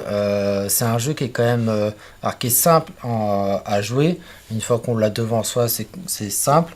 Mais ce que Guillaume explique là, c'est voilà, à travers un écran, n'ayant pas de matériel avec soi, ça peut paraître compliqué. Tu veux de l'eau? Ouais. Mais c'est bien plus simple qu'il n'y paraît. Justement, on a l'objectif avec Guillaume, c'est de créer un jeu disponible et accessible. Accessible, voilà, c'est le mot que je cherchais, accessible pour tout le monde. C'est-à-dire que même un enfant, puisque c'est un jeu en coopération, l'idée c'est vraiment de pouvoir jouer, même avec un enfant de 6-7 ans qui a l'habitude de jouer un peu aux jeux de société, et ben, il peut intégrer la partie puisque on va jouer avec lui. Là, c'est vraiment de tous jouer ensemble. Donc, ne te sens pas, n'hésite pas si tu as des questions à poser tes questions. Il n'y a pas de souci, il n'y a pas de mauvaises questions. Et puis nous, parfois, les questions peuvent aussi nous remettre en question. Donc n'hésitez pas, au contraire. Pour un enfant, parfait pour moi. Après, il faut jouer en équipe. C'est ça. Le plus dur, souvent, sur les jeux coopératifs, même parfois pour les ados et adultes, le jeu coopératif n'est pas simple au départ à valider. Ça, je dirais, ça dépend du profil du joueur et puis du tempérament de chacun. Il y a des joueurs qui sont très joueurs, mais qui détestent les jeux de coopération. Ouais. Ça fait partie. Parce que ils sont dans la compétition. Ouais, voilà, il y a des joueurs comme ça qui aiment bien gagner par eux-mêmes, et puis voilà. Mais non, dans Blobies, on est plutôt dans un esprit de coopération, effectivement, c'est un peu l'état d'esprit qui est proposé. Même dans Jilutam, on parlait d'écosystème équilibré, la diversité, enfin, il y a derrière tout ça, il y a aussi des valeurs qu'on défend un petit peu. Et donc voilà, dans les Blobies, on était plutôt dans ce truc-là de dire, allez, on forme une équipe et on se rassemble. Donc voilà pour le système. Là, je vous ai présenté un petit peu cette mécanique. Sachez que donc chaque boîte, puisqu'on l'a dit, le jeu sera séquencé en 4 boîtes distinctes avec 4 environnements, des Blobies différents, des bestioles différentes, des terrains différents et les décors qui vont avec. Eh bien, il est temps de vous présenter les fameux décors. Je vous ai dit, ici, les ronds, ça va être du décor. Je vous ai montré ici qu'on pouvait tomber soit sur, par exemple, de l'arbre, ok, du buisson ou du rocher. Les arbres, c'est si vous faites 1, 2 ou 3. Vous avez plus de chances de tomber sur des arbres en forêt, ça paraît logique. Ensuite, en seconde position, si vous faites 4 ou 5 OD, vous allez tomber sur du buisson. Et puis, il y aura, seulement si vous faites 6, du rocher. Ok. Alors, il les voit sur l'overlay, il voit déjà pas de buisson, il n'y a pas de buisson, mais il est à rocher, l'arbre. Alors comment ça va se présenter? Eh bien, dans la boîte en bois, vous vous souvenez, vous allez avoir une boîte qui se présentera plus ou moins comme ça, on l'a dit, hein, parce qu'en fait, on va faire des compartiments plus grands, hein, on a réfléchi au niveau de l'épaisseur, etc. Mais vous allez avoir des compartiments où vos éléments seront démontés. Et donc, les arbres, ils vont se présenter comme ça, en 2 parties, d'accord? C'est pareil, c'est une espèce de carton très épais, on dirait limite du bois. Et donc vous allez les insérer en entrecroise et vous allez vous retrouver avec des arbres qui tiennent tout seuls sur votre plateau de jeu. Voilà. Pour les buissons, eh ben, de toute façon, tous les éléments de décor sont un peu sur le même principe. Ouais. Et en plus, la matière permet de les identifier. Donc les buissons, vous allez avoir le même système, voilà, ça vous donne un petit buisson. En gros, on sait que les éléments, les créatures, les êtres vivants, les bestioles, voilà, c'est en acrylique. Ça, c'est des choses qui vont bouger, des éléments de jeu qui vont bouger. Les décors, eux, sont tous en carton sur ce principe-là. Ce qui fait que quand le plateau est bien agencé, bien chargé, vous retrouvez très très vite vos pièces. En termes d'ergonomie, de lisibilité du jeu, c'est quand même plus pratique. Et puis donc pour finir, eh ben, on a les rochers, on l'a dit. Donc un rocher, par exemple, se présente comme ceci. Hop, vous allez, même chose, insérer. Et voilà, vous avez votre rocher. Le rocher, on a même 2 modèles. On va vous les montrer, comme ça c'est fait. Voilà, le petit et le gros rocher. Voilà. Et ça vous fait donc un ensemble qui est plutôt sympathique. Quand vous mettez vraiment tout votre assemblage, c'est un peu le même plaisir que quand vous jouez au Playmobil. Vous pourrez le voir d'ailleurs sur leur Instagram. Vous avez, je crois, sur la photo d'hier, sur la story et la publication d'hier, j'ai commencé à faire à publier des photos de mise en scène justement des différents personnages dans les différents lieux et décors qu'on a jusqu'à présent. Et vous allez redécouvrir demain. Demain, je referai une publication justement pour annoncer le décalage de la sortie du financement participatif. J'utiliserai sûrement une de ces photos-là pour en parler. Voilà, donc là, on a vu, on va dire, l'essentiel de ce que vous allez retrouver dans une box. Après, vous avez... Alors ça, c'est le matériel propre à la box 1, par exemple, puisqu'on va être dans l'environnement forêt. Dans la deuxième box, on va être dans un environnement beaucoup plus dark, plus sombre. On va être dans une forêt un peu marécageuse, une forêt noire, et aussi un château un peu mystérieux. Voilà, vous aurez des décors un peu donjons, tunnels, etc. Le troisième, c'est la glace et l'eau. La glace donc, et l'eau. Un milieu très minéral et aquatique. Et puis, très clair. Et puis ouais, très clair, très lumineux, une ambiance complètement différente. Et pour finir, pour le dernier, on va réchauffer l'atmosphère, puisque là, on sera dans des cavernes volcaniques. Volcanique et désert. Et le désert. Voilà. Et là, vous retrouvez finalement les environnements que vous aviez déjà un petit peu visité, finalement, dans Jiloutam, le jeu précédent qui fait l'introduction à celui-ci. Pas de soucis, Valentine. Ça nous arrive à tous, de plus savoir écrire. C'est vrai, ça peut arriver. Tu peux trébucher. Donc ça c'est pour les environnements. Après dans on va dire les petites choses qu'on n'a pas encore faites mais que vous retrouverez dedans, il y a les cartes marchandises.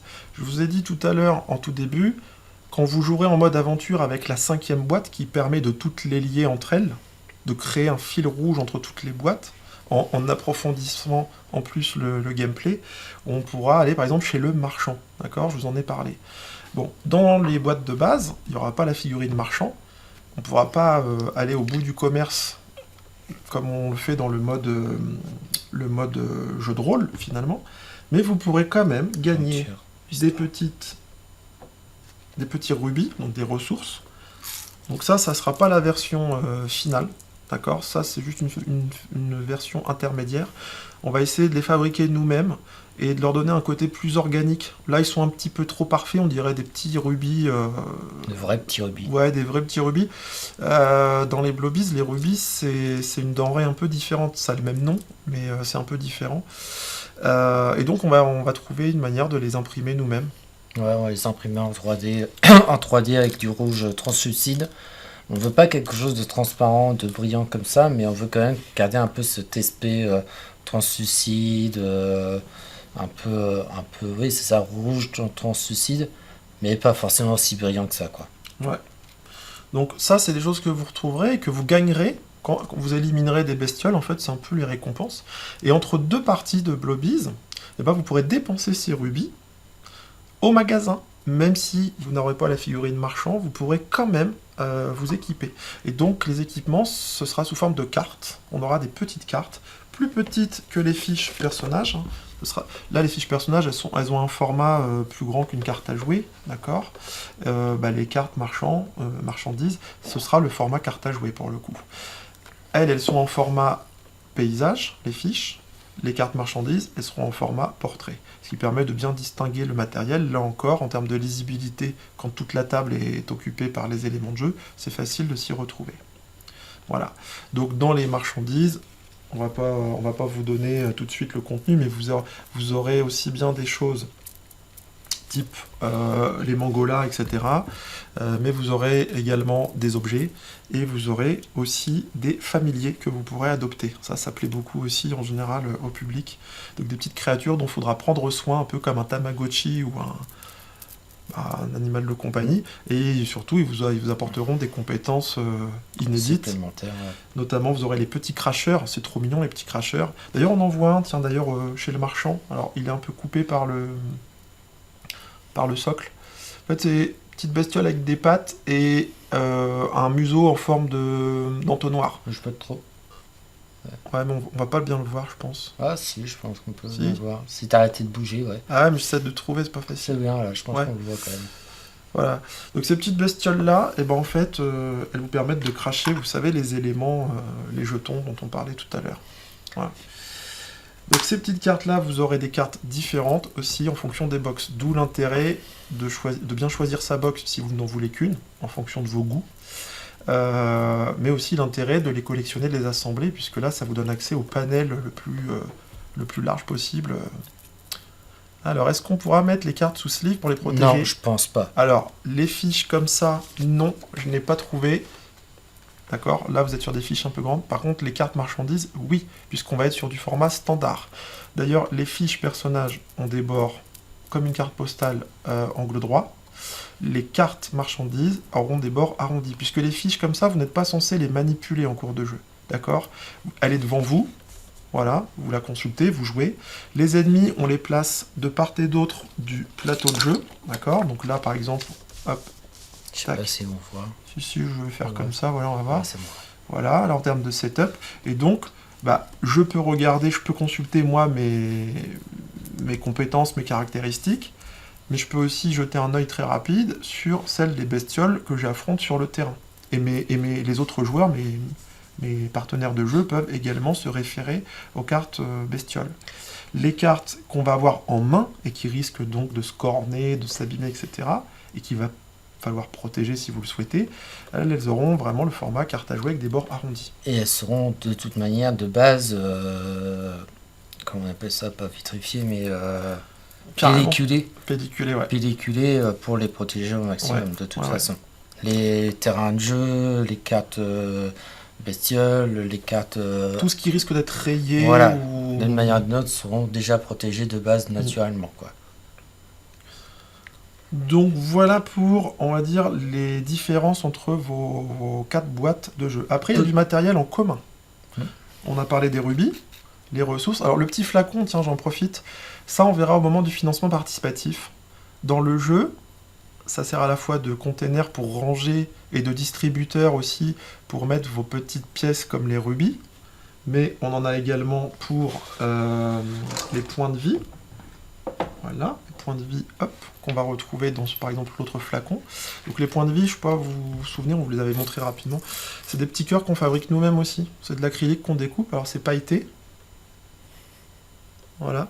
Et donc les petits points de vie, typiquement, on va les mettre sur notre fiche pour savoir combien de vie il nous reste. Et puis on les enlève quand on se fait un petit peu amocher. Donc les petits bocaux comme ça vous sert à les ranger, mais en fait, sachez que ça fait partie des choses qu'on peut acheter chez le marchand. Vous savez, quand je vous disais, vous pouvez dépenser vos sous. Et ça, c'est un peu le sac de voyage ultime, puisque dedans, vous protégez vos ressources. Je vous ai parlé tout à l'heure de créatures comme le moucham, là, le vilain moucham, qui peut vous piquer vos ressources. Et quand c'est enfermé dans un blocal, oui, on n'appelle pas ça un bocal, on dit un blocal, en référence au blobbies, et en fait, vos ressources sont protégées.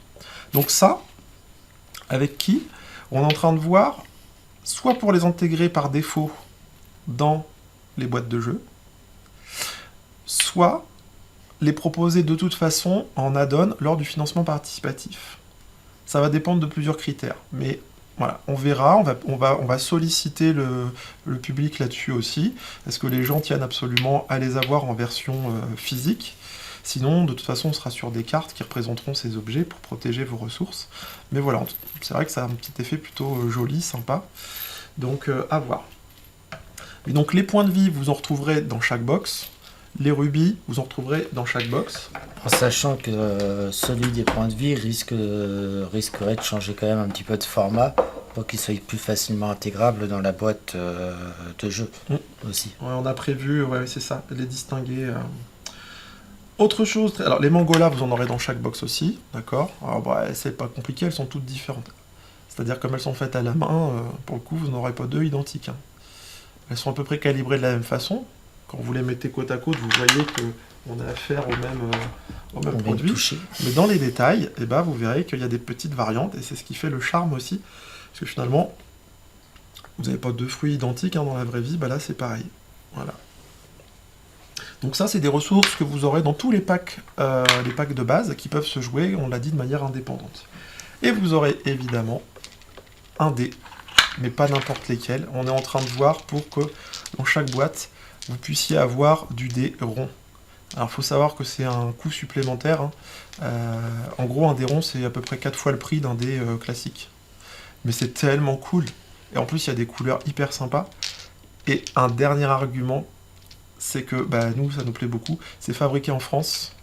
Et en l'occurrence, c'est un produit qui est fabriqué par les personnes en situation de handicap. C'est-à-dire qu'au départ, le concept de ce dé, c'était de parler de la différence. Un dé, on a tous la représentation d'un dé cubique. Et bien là, le propos, c'est de dire, voilà, des dés ronds, c'est des dés atypiques. Mais finalement, c'est pas parce qu'on a une forme ou un format différent qu'on peut pas Jouer notre rôle. jouer notre rôle. Un dé, le but, c'est de donner un chiffre. Et ça donne un chiffre. Regardez, c'est magique. En fait, ils sont lestés, voilà. J'ai fait un 4. Vous avez une petite bille à l'intérieur. Je crois que c'est même aimanté à l'intérieur. J'avais lu ça dans le process de fabrication. Et donc, ça vous permet d'obtenir le chiffre.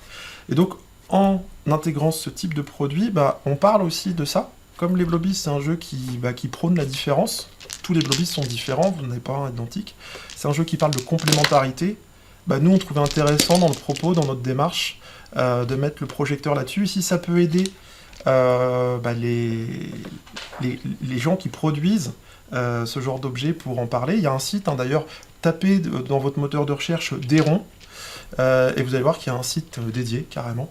Vous avez quelques distributeurs qui les diffusent, mais vous avez un site qui référence ça et qui vous explique la démarche. Voilà. Donc c'est aussi pour ça, sur ce genre de petits détails sur lequel on travaille, on a pris du retard. C'est-à-dire qu'on prend du retard, mais il y a de bonnes raisons à ce que notre retard il soit pris. On essaye vraiment à ce que le produit final soit comme nous, qui nous ressemble, qu'il rentre dans nos valeurs. Je crois que tu allais dire rond, du coup. À toi, on aurait pu. Non. Mais voilà, on a pris du retard sur ce genre de petits détails qui pour nous est intéressant et primordial. Pour vous dire, encore cet après-midi, on a travaillé sur les cartes des personnages et on va aller travailler sur le petit cadre que moi j'estime qu'il n'est pas correct, il faut le changer de place ou de couleur, ou le texte il n'est pas lisible. On va vraiment chercher tous les détails qui déjà naturellement nous c'est des détails qui vont nous parler, mais aussi parce que on n'a pas parlé du prix de la boîte de jeu individuelle. Il faut savoir que la boîte de jeu va être à 70 €. Donc en effet, entre 250 et 70 € la boîte de jeu, on ouvre le jeu déjà potentiellement à plus de personnes. C'est ce qu'il faut se dire aussi.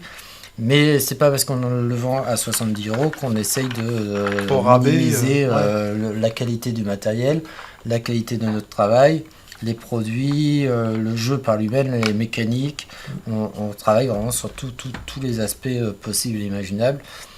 Quitte à parfois se prendre le chou pour une couleur ou pour un petit détail, mais pour nous ça nous paraît tellement important que ça nous demande aussi du temps et parfois un peu de recul aussi pour se dire on laisse un peu de côté et on voit à tête reposée ce que ça va donner, quoi. Donc voilà, on vous a montré un petit peu l'avancée. Donc comme vous pouvez le voir, à la fois on va vite, mais on ne confond pas vitesse et précipitation, puisque l'objectif c'est quand même d'avoir en effet la meilleure qualité possible à proposer. On ne veut pas avoir de regrets et on veut faire vraiment les choses de la meilleure des façons. Le jeu a été testé sous ce format-là. Pour ceux qui ont connu le jeu en mode long, c'est-à-dire aventure, jeu de rôle avec maître de jeu et tout, vraiment... J'ai essayé à travers les tests de capturer l'essence même du jeu Blobies. Ça fonctionne, clairement. On a fait plusieurs parties tests et il n'y a aucun souci là-dessus. Le challenge, c'était de partir d'un truc où il y a besoin d'un narrateur pour faire vivre l'aventure aux autres joueurs et le transformer en espèce de système autonome tout en gardant la diversité, le biotope, comment les créatures fonctionnent. Tiens, d'ailleurs, je vais vous montrer un exemple. Comment les créatures fonctionnent, comment on sait comment on doit les jouer. Alors, là, ça fait partie des améliorations sur les cartes. Vous allez peut-être pas bien voir, justement, de fait. En fait, les cartes personnages, sur les cartes bleues, les cartes bestioles, vous avez toutes, comme ça, un petit bandeau, un peu en mode warning, hein, alerte, alerte. Ça indique le comportement de la créature. Ce qui fait que chaque bestiole que vous allez affronter aura sa propre ligne de code. Un peu comme un... c'est quoi un jeu vidéo? C'est des programmations. Là, c'est un peu de la programmation aussi. Hein. Par exemple, le Gluppies, alors je sais pas si on voit bien... la partie rouge, je la vois ouais, pas. la partie rouge, c'est vraiment dégueu. Donc ça fait partie des choses qu'on est en train de rectifier au niveau du design, mais je vais vous le lire. Donc le Gluppies, lui, sa priorité, son objectif, c'est neutraliser les cibles adjacentes, s'il y en a, puis fuir. Et comme je vous l'ai dit, lui, il laisse une traînée de glu, donc plus il fuit, plus il va mettre sa glu partout, et plus ça va vous embêter. Donc voilà, donc lui, typiquement, il va pas avoir la même façon de jouer quand vous allez devoir le jouer, puisque c'est vous qui allez le déplacer, il se déplace pas tout seul, on n'a pas encore réussi à créer la vie. Mais voilà, en tout cas, il y a un simulacre comme ça d'intelligence artificielle, on va dire, et donc chacun va pouvoir réagir à sa sauce. Si on prend le rapiste, tiens, donne-moi le rapiste, qui est un bon exemple aussi de... Donc lui, ça va être attaquer le maximum de cibles. C'est-à-dire que pour chaque action qu'il va résoudre, les actions étant indiquées ici, donc on sait que lui, attendez, vous ne voyez pas, voilà. Lui, on sait qu'il va avoir 2 actions lors de son tour quand il va s'activer, et sur chacune de ces actions, il va faire une attaque qui permet de cibler un maximum de personnages, y compris dans les alliés, mais y compris dans les autres bestioles éventuelles, les autres créatures éventuelles présentes sur le terrain. Voilà. Donc le challenge c'était ça, c'était de restituer ce côté aventure où on explore, où on se balade, et où on rassemble tout un peuple qui s'appelle donc les Blobbies. Et qui vous laisse aussi la possibilité d'expérimenter différents personnages, différents pouvoirs, différentes compétences. Donc une rejouabilité finalement assez forte. Ça joue au maximum à 6. Alors, petite subtilité de langage, attention. C'est pour ça que une box, je lance là-dessus. La box numéro 1, 2, 3 ou 4. 2, 3 ou 4, chaque box individuellement, c'est pour jouer de 1 joueur, donc en solo, toutes elles vous permettent de jouer tout seul. Si vous n'avez pas d'amis, c'est très bien. Sinon, il y a des curry. Ou, sinon, il y a... Des curry. Si vous n'avez pas d'amis, sinon il y a curry. Tu regardes un peu beaucoup la pub, toi, non? Ouais. On en avait parlé tantôt en plus. Ah ouais? Tu bavais dessus. C'est pas moi, c'est pas moi. Ouais, tu vois. Donc soit tout seul, soit jusqu'à 3. D'accord? Une box, ça vous permet de jouer jusqu'à 3 en même temps. Et vous allez dire, attends, il nous racontait salade. Tout à l'heure, il a dit qu'on pouvait jouer jusqu'à 6. Oui. On vous l'a dit, une box c'est suffisant, ça vous permet en fractionnant le produit finalement d'y accéder de manière plus simple. L'intérêt d'en avoir 2, c'est pas juste la diversité des personnages que vous allez croiser, des environnements et de certains éléments de gameplay dont j'ai pas encore parlé d'ailleurs, mais ça va être aussi d'élargir le nombre de joueurs. Nombre de joueurs ou de personnages que vous allez pouvoir mettre sur la table en même temps. Parce que je vous rappelle que même si je joue tout seul, je peux contrôler plusieurs personnages. Tous les éléments, comme les petits points de vie, comme les mangolas, etc., sont calibrés pour que à chaque fois vous puissiez monter jusqu'à 3 joueurs par boîte. Alors ça ne veut pas dire que si vous avez les 4 boîtes, vous allez pouvoir jouer à 12. Ça serait un peu pénible, je pense pas. Je vais voir jusqu'où on peut pousser le curseur. Raisonnablement jusqu'à 6, c'est garanti. Vous pourrez jouer donc de 1 à 6 si vous avez 2 boîtes. D'accord? Et peu importe, vous pouvez avoir la 1 et la 4 sans passer par la 2 et la 3, c'est pas un problème. D'ailleurs, par rapport à ce détail-là, les boîtes ne seront pas numérotées, boîte numéro 1, boîte numéro 2, non. Boîte numéro 3, boîte numéro 4. Chacune des boîtes aura un nom spécifique à l'environnement qu'elle représente, ce qui fait que les personnes qui auraient envie juste de prendre, on va dire, la forêt, la plaine et le désert et les cavernes du volcan, peuvent prendre les deux sans problème, sans avoir sur l'étagère, boîte 1, boîte 4, et un trou. Non, ça sera pas visible, en tout cas sur les boîtes. Chacune aura un nom bien propre, avec un visuel bien particulier pour chaque boîte, et voilà, c'est tout. Ouais. C'est ce que je voulais dire. Oui, parce que, bah non, mais on peut le dire, il y a des jeux qui ont été conçus comme ça. J'ai une gamme précisément en tête. Alors ça date un petit peu. C'était sous forme de livres. Les boîtes, elles ressemblaient à des livres.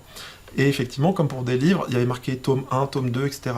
Alors c'est sympa quand vous faites la collection complète, mais quand il vous manque un numéro, ah, ça peut être énervant.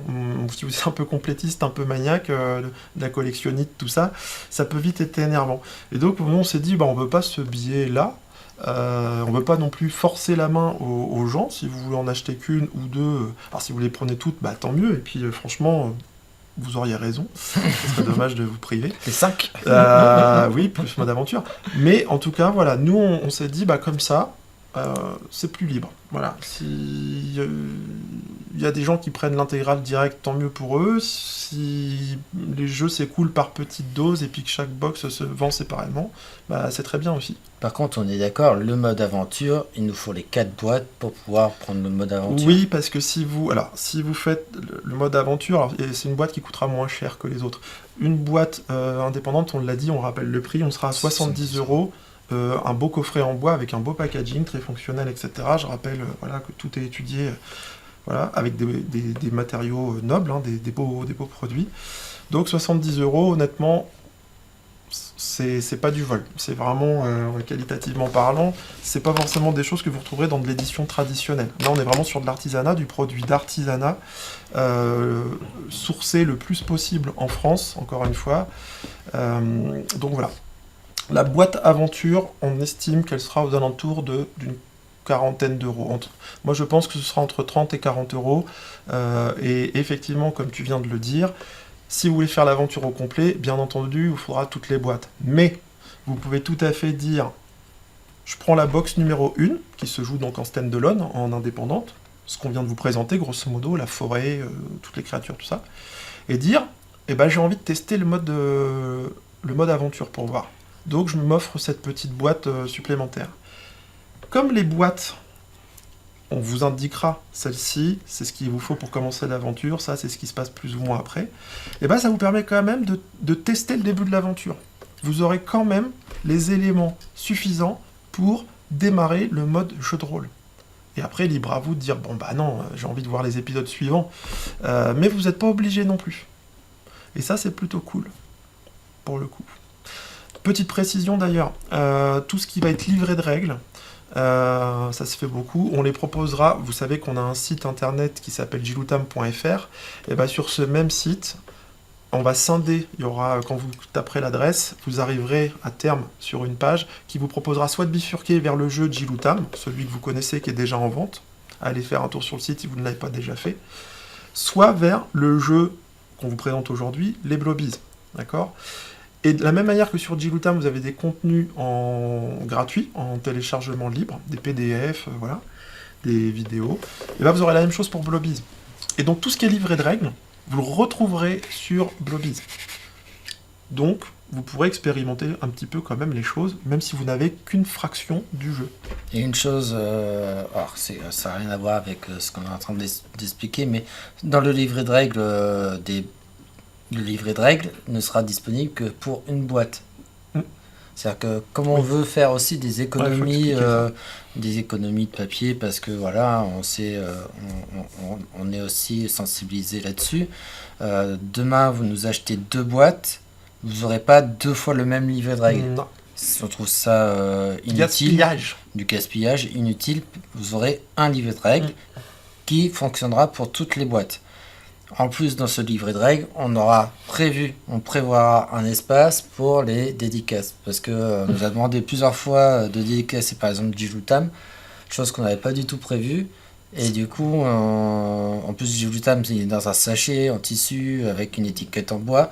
Donc, on a été un petit peu pris de court. Et donc, du coup, on s'est dit, autant profiter du livret de règles et de faire ça sur le livret de règles pour pas éviter d'abîmer la boîte, mais ou le support, mais au moins voilà un espace dédié à ceci, et c'est plus facile pour nous. Ouais. Mais oui, l'histoire du livret de règles, en gros, quand vous faites vos premiers achats dans la gamme Blobies, le livret de règles est fourni par défaut. Et ensuite, on vous demandera systématiquement est-ce que c'est votre premier achat, si vous vous achetez plus tard Blobbies, est-ce que c'est votre premier ou est-ce que vous avez déjà un produit Blobbies? Si vous nous répondez, bah, on a déjà un produit Blobbies, nous on saura que vous avez déjà le livret. Donc il ne sera pas fourni une deuxième fois, pour les raisons qu'on vient d'expliquer, d'éviter le gaspillage, couper des arbres inutilement, etc. etc. Il n'y a aucun sens. Et si vous avez un accident, un verre qui se renverse sur votre livret de règles par exemple, ou le chien qui le mange, le livret de règles sera de nouveau disponible quand même sur le site gratuitement en téléchargement. Voilà. Donc vous voyez, ça fait déjà beaucoup de choses par rapport, on va dire, au concept initial qu'on avait pu vous présenter dans les premières vidéos. Et puis surtout, bah, changement drastique, hein, c'est-à-dire qu'au lieu d'être obligé tout de suite de prendre la big box, et puis c'est maintenant ou jamais, puisque on le redit, ce sera une édition limitée, donc voilà.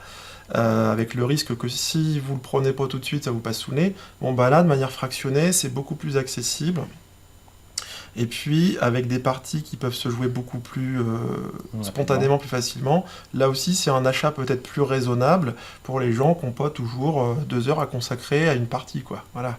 Là, on vous l'a dit, vous pouvez faire des parties qui vont durer de 10 minutes, si vous faites une partie sur un plateau. Bon, 10 minutes, honnêtement, c'est l'apéritif. Hein. Vous allez avoir très rarement envie de vous faire que 10 minutes. Mais vous pouvez en faire 2, 3, voilà, pour des parties courtes, et donc monter jusqu'à beaucoup plus. Avec, petite chose qu'on n'a pas encore présentée, et que vous aurez dans chaque box. Plein de choses qu'on vous présente pas. Des boss. Bah ouais, dans un jeu vidéo digne de ce nom, vous avez forcément des challenges par un moment un petit peu plus costauds que d'autres, et pour lesquels il faudra bien vous préparer. Ça va être les combats de boss. Et bien dans chaque box, dans chacune des box, la 1, la 2, la 3, la 4, vous aurez à chaque fois 2 boss complètement originaux. Dans la numéro 1, sur la thématique forêt-prairie. Je te laisse finir de présenter ça, je vais sortir une pièce que j'ai vas-y. dans mes imprimantes. Vous allez avoir cela. Alors, on a parlé des crapis tout à l'heure. Crapis, vous vous rappelez? Petite bestiole qui, d'apparence, est plutôt inoffensive, j'ai bien dit d'apparence, qui peut être transportée par les fameux dégueulos. Eh ben, vous avez la maman, la crapise mère, qui, elle, est beaucoup plus imposante. C'est, comme vous pouvez le voir, une figurine qui est géante, donc qui tient sur 4 cases hein, par rapport à la taille d'un socle standard. Elle prend beaucoup de place. Et elle va être un petit peu plus costaud, et elle épond les crapis, donc elle peut en faire apparaître en plein cours du combat. Donc la crapise mère, c'est un des 2 boss de la première box. Deuxième boss que vous allez pouvoir rencontrer, le clapis d'or. Donc les clapis, petit piège à loup, je vous l'ai dit, ça vit en meute, d'accord? Et bah donc il y a un alpha, le clapis d'or, et lui c'est le seul qui a des poils sur la tête. Hein. Donc dans les Blobbies, alors n'y voyez pas là un complexe ou une affaire personnelle, mais quand on a des cheveux dans les Blobbies, c'est signe d'intelligence. Voilà. Ça n'a rien à voir avec moi en fait. Donc dans les Blobbies, on peut se dire, tiens, une créature avec des poils, oula, attention, celle-ci elle va être un petit peu plus robuste que celle-ci par exemple. Voilà. Donc ça c'est 2 boss que vous allez rencontrer là. Et dans chacune des boîtes, vous aurez 2 nouveaux boss thématiques à chaque fois. Pourquoi je vous parle des combats de boss maintenant? Parce qu'on parlait justement de la rejouabilité, on parlait des plateaux, que vous pouvez vous confectionner des parties un peu sur mesure, en fonction de vos envies, etc. Bah, vous pourrez aussi corser le challenge de cette façon, et puis alterner. On peut dire, allez, on se fait 3 plateaux, et au bout du 3e plateau, on tente le combat de boss. Et on voit ce qui se passe. De la même manière, vous pouvez doser la difficulté dès le début de la partie. Les mangolas, qui sont les moyens de récupérer de la santé, de la vie. En début de partie, on peut se dire, on se met le mode facile. Chaque personnage qu'on va jouer commencera avec une mangola. Ça, c'est le mode facile, d'accord? Donc ça vous donne un petit joker, une petite sécurité. Soit on peut jouer en mode hardcore, où on démarre sans que personne ait de mangola. Soit vous aurez un mode intermédiaire, où il n'y a qu'une partie de l'équipe, vous aurez un nombre limité de ressources, vous n'aurez pas suffisamment de ressources pour toute l'équipe, et donc là, il va falloir vraiment faire très attention et décider à qui vous remettez la mangola si besoin. Donc comme dans tout jeu coopératif, on gagne tous ensemble ou on perd tous ensemble. L'objectif, on l'a dit, ça va être de retrouver, de sauver, donc un objectif désigné sur les petites cartes comme ça. Ok. Et donc généralement, l'objectif, ça va être de trouver un de vos congénères, de le libérer et de le faire rejoindre votre casting de départ pour étoffer un peu vos compétences. Voilà. Vous pourrez switcher entre chaque partie avec ceux que vous avez déjà découverts et libérés. Donc vous voyez, vous avez plein de paramètres en fait sur lesquels vous allez pouvoir agir. Le nombre de plateaux, ça va être la durée de la partie. Le nombre de mangolas qu'on se donne en début de partie, ça va être la difficulté du jeu. Et puis l'objectif, avec soit le combat de boss, soit atteindre un œuf que vous allez devoir récupérer. Voilà, il y a quand même pas mal de choses à faire avec juste une boîte finalement. Alors est-ce que vous avez des questions, Joe? Bonne nuit. Repose-toi bien. N'hésitez pas, oui, voilà, maintenant on a quand même présenté beaucoup de choses. Il y a encore, je vois, la cabane de Pocahontas. Allez, je le montre tout de suite. Qu'on peut montrer, voilà, mais on après... parlait de la boîte aventure. Dans la boîte aventure, on l'a dit, vous aurez des pièces inédites, comme par exemple le marchand. Mais vous aurez aussi ce qu'on va appeler des éléments de jeu contextuels, qui sont vraiment liés à l'aventure, et notamment des pièces de décor un peu géantes. Typiquement, vous aurez des habitations Blobies, celle-ci en n'en étant qu'un exemple. Ça, c'est la tente de Tomahawk. Donc, vous rentrez ici, oups, tac. Regardez, il y a le petit Tomahawk. Hop, on voit bien ou pas? Ouais, alors Tomahawk peut-être pas, mais... Non, on voit pas? Si, ça y est, ça doit le voir. Là. Ah, c'est pas facile. Si, hein. Si, c'est bon, on le voit. Ok. Arrête de bouger. Ne bouge plus. Donc, la tente, pareil, recto, verso, intérieur, extérieur. Et donc, la tente qui a des petites pattes pour tenir debout, même chose. Voilà. Ça, vous n'en avez pas besoin en mode, on va dire... De base. Ça, c'est des décors que vous retrouverez dans la box aventure, dans la fameuse 5e boîte. Vous aurez différentes pièces comme ça de jeu un peu plus grandes. Pour entrer un peu plus dans le lore des Blobies. Ah oui. Pour comprendre l'histoire. On a comme la source de vie, la source de pouvoir. Ouais. Source de vie, source de pouvoir. Voilà, c'est des petites pièces particulières aussi comme ça. Ouais. Pour ceux qui ont Jilutam et reconnaissent pas la forme mais les couleurs. Ouais. Avez-vous des questions?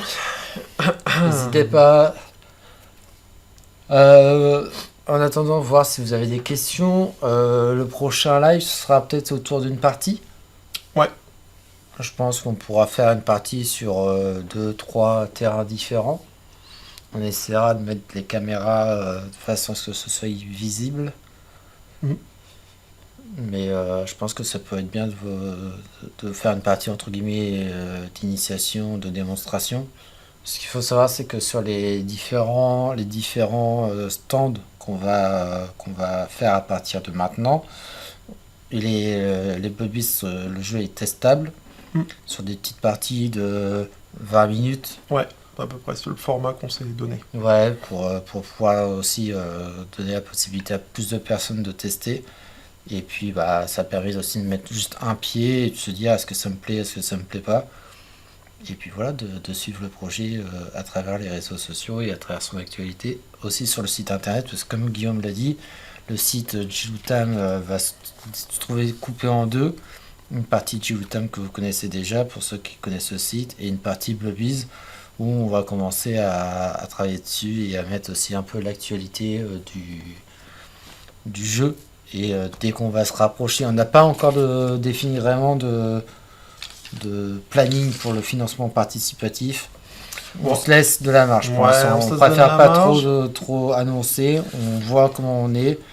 Et puis je pense qu'en milieu d'année, on pourra commencer à réellement se dire cette période-là. On a une petite idée, mais voilà, on va pas donner de période précise pour pas faire de fausses.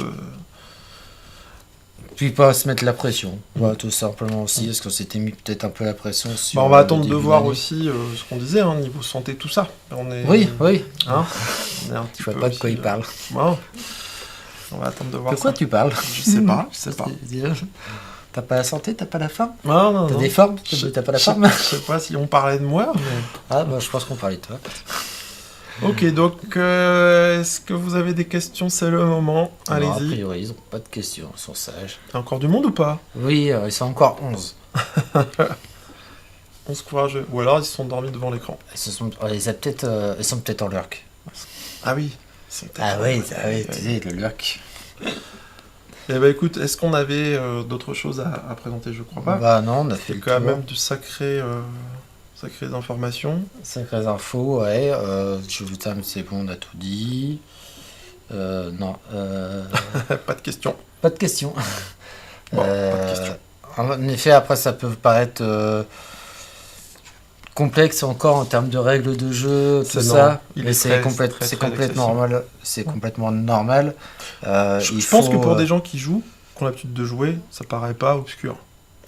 Ouais, bah, ouais, c'est les cool. enfants accrochent toujours autant à l'univers. Bah ouais, merci. Bah, c'est cool. Euh, moi, je vois même des tout petits qui n'ont pas l'âge, hein, parce que voilà, on va plutôt être, si on veut jouer qu'entre enfants, je dirais 7-8 ans. Mais moi, j'en ai vu des plus petits, genre 5 ans, 4 ans, qui disent « Ah, on peut jouer, on peut jouer, on peut jouer !» Oui, ça fait envie pour les petits, ouais. Mais c'est l'idée, on est dans un univers plutôt coloré, pétillant, enfantin, gourmand. Donc forcément... Mais oui, après... et le mode aventure, ce sera forcément sous la tutelle d'un adulte ou d'un ado, quoi. Mais là, on De monte un peu. quelqu'un qui maîtrise. Mais non, pour des gens qui ont l'habitude de jouer, ça n'a rien de compliqué, hein. Vraiment, c'est très accessible. C'est riche, Oui, c'est riche, oui. beaucoup de matériel. Mais franchement, en termes de gameplay, on n'est pas sur un truc de... Mais c'est ça, c'est-à-dire qu'en effet, ça fait beaucoup de choses à voir. Là, ce soir, on vous a présenté beaucoup de choses, mais c'est pas parce qu'il y a beaucoup de choses que ça va être compliqué en termes de gameplay. Non, c'est juste de la diversité C'est au sein ça. du jeu. C'est pour ça que je pense que la prochain live qu'on fera sera un live Partie. partie explique partie Ouais. pour pouvoir. Puis on aura encore des choses qu'on va avancer. Normalement, Ah oui. d'ici là, Les la cartes, boîte, j'espère. les cartes vont être presque finies, je pense. Ouais. Les cartes devront être finies. La boîte sera, je pense, aussi sur la finalisation. Mhm. On compte toujours sortir, si je me sors les doigts du derrière, les figurines en 3D. Mhm. Ça, c'est pareil, c'est quelque chose sur lequel j'ai pas avancé, mais qu'il faut absolument que je travaille. Je sais plus si on avait montré... Ah, à l'époque, j'avais fait Oui, des trucs on en... avait montré, on avait montré Héros. On avait montré Héros. On n'avait pas Ouais. forcément montré Bon. les autres, mais Ah, là, vous avez... Ça, c'était fait en pâte, une espèce de pâte à modeler auto-durcissante. C'était pas de la Fimo, mais... Voilà, vous avez Shuriken, notre petit... il est où, notre Shuriken en acrylique? Il est pas par là, il a disparu. Si, il doit être là. Non, Qu'est-ce qu'on en a fait? il est là. Voilà. Tes yeux. Il est tellement discret que. Ouais, c'est ça, bah, c'est un ninja, hein. Voilà, vous avez la version donc acrylique, version actuelle acrylique. Mm. Et puis voilà, mais c'est juste pour vous montrer un petit peu en volume ce que ça peut donner, parce qu'évidemment là c'était du fait à la main par un jeune adulte, voilà. Mais l'idée c'est de vous proposer évidemment des choses plus abouties avec nos figurines faites en 3D. Ouais, on est en train de voir, on a normalement trouvé les. Parce que chaque figurine va être aimantée Ouais, au au niveau pied. des pieds. Il y aura un aimant. Et dans chaque boîte d'exposition, on pourra les aimanter qui tiendront debout dans la boîte d'aimant. Dans la boîte d'exposition. Et pour ça, il nous fallait trouver des petites plaques métalliques pour pouvoir Les aimants les raccrocher. Qu'on mettrait ici pour poser votre figurine Voilà. et qu'elle tienne. Alors là, j'ai trouvé normalement des sortes de pastilles rondes de 2 cm, de 2 ou 2,5 qui conviendront largement pour ce genre de travail normalement. Donc vous voyez, rien que ça, juste trouver ces fameuses pastilles métalliques découpées à bonne dimension et tout, en essayant d'être le plus local, ou en tout cas essayer de rester en France le plus possible, bah faut déjà trouver ce genre de fournisseur et à des prix raisonnables aussi, quoi. Mm. pas se retrouver avec un imprimeur qui nous propose un- Le prix de la boîte de vente. voilà, avec même pas de bénéfice. En fait, on a un imprimeur, pour vous donner un peu l'idée, on a un imprimeur qui nous a fait un devis. Ça nous coûtait plus cher le De devis le produire que de le vendre. de le produire que de le vendre. Et juste avec l'impression papier. On n'avait pas fait, fallait pas qu'on compte les boîtes, fallait pas qu'on compte tout le reste. En fait, ça nous coûtait, ça nous rapportait rien, ça nous ruinait plus qu'autre chose. Donc là, c'est à ce moment-là où on a eu un peu peur, on s'est dit bon, qu'est-ce qu'on fait, on arrête. Et quand on a appris le devis et que j'ai dit à Guillaume, bah non, ça c'est pas possible, c'est pas à ce prix-là, c'est se foutre de notre gueule, tout simplement. On va voir. Voilà, c'est en cours de. De- On a un plan A maintenant qui fait que ça rentre dans l'enveloppe et qu'on sait qu'on peut le sortir. Maintenant, en effet, à voir si on peut nous faire une contre-proposition intéressante à partir de ça. Mais par défaut, on a notre plan. On sait que tout le process, là, on est bon. Voilà, au niveau des matériaux. Actuellement, ouais, on est, Voilà. on est plutôt en termes de production, phase de production, on est plutôt bien avancé Mm. au niveau du jeu. Voilà, donc ceux qui ont envie et qui peuvent, n'hésitez pas à venir nous voir sur nos prochains événements en live. N'hésitez pas aussi à aller sur Instagram, sur le Instagram, là je vois qu'il apparaît dans le chat des Blobbies. Et puis, on serait ravis de vous initier en vrai. On fera notre partie démo en vidéo, mais si vous voulez le tester par vous-même, et ben voilà, vous pouvez nous rejoindre sur nos prochains événements. Donc on rappelle, Normania, le 16-17, c'est ça, février. Enfin, en tout cas, c'est dans les 14 week-ends et qui viennent. 15. 14 et 15 février. Donc voilà, donc le jeu pendant 2 jours, il sera là, il sera prêt à être testé. Bon, sachant que toi tu seras tout seul le 15, Ouais, c'est pas le grave. 14 et moi je serai là le 15. Eh ben, on va. S'il n'y a pas. Bah non, non, il il y n'y a a pas de ok. questions. Donc, bonne fin de soirée à tous et à tous les gars. Bonne fin de soirée Merci à aussi. vous, bonne Merci soirée, à ceux qui nous ont suivis. merci à tous, parce qu'à un moment donné on est monté à 20, donc c'était cool. Merci à vous. On espère que le projet vous plaît autant, toujours autant, pour ceux qui le suivent depuis le début. Eh ben, Bonne écoute, soirée à tous. bonne soirée à toi. Et puis ouais, bah à la prochaine. On Ouais. s'appelle, on se fait tout. Allez. Je vais déconnecter d'abord, ouais. Allez, vas-y, va Allez, te déconnecter. dis Va. au revoir à tout le monde. Au revoir les gens.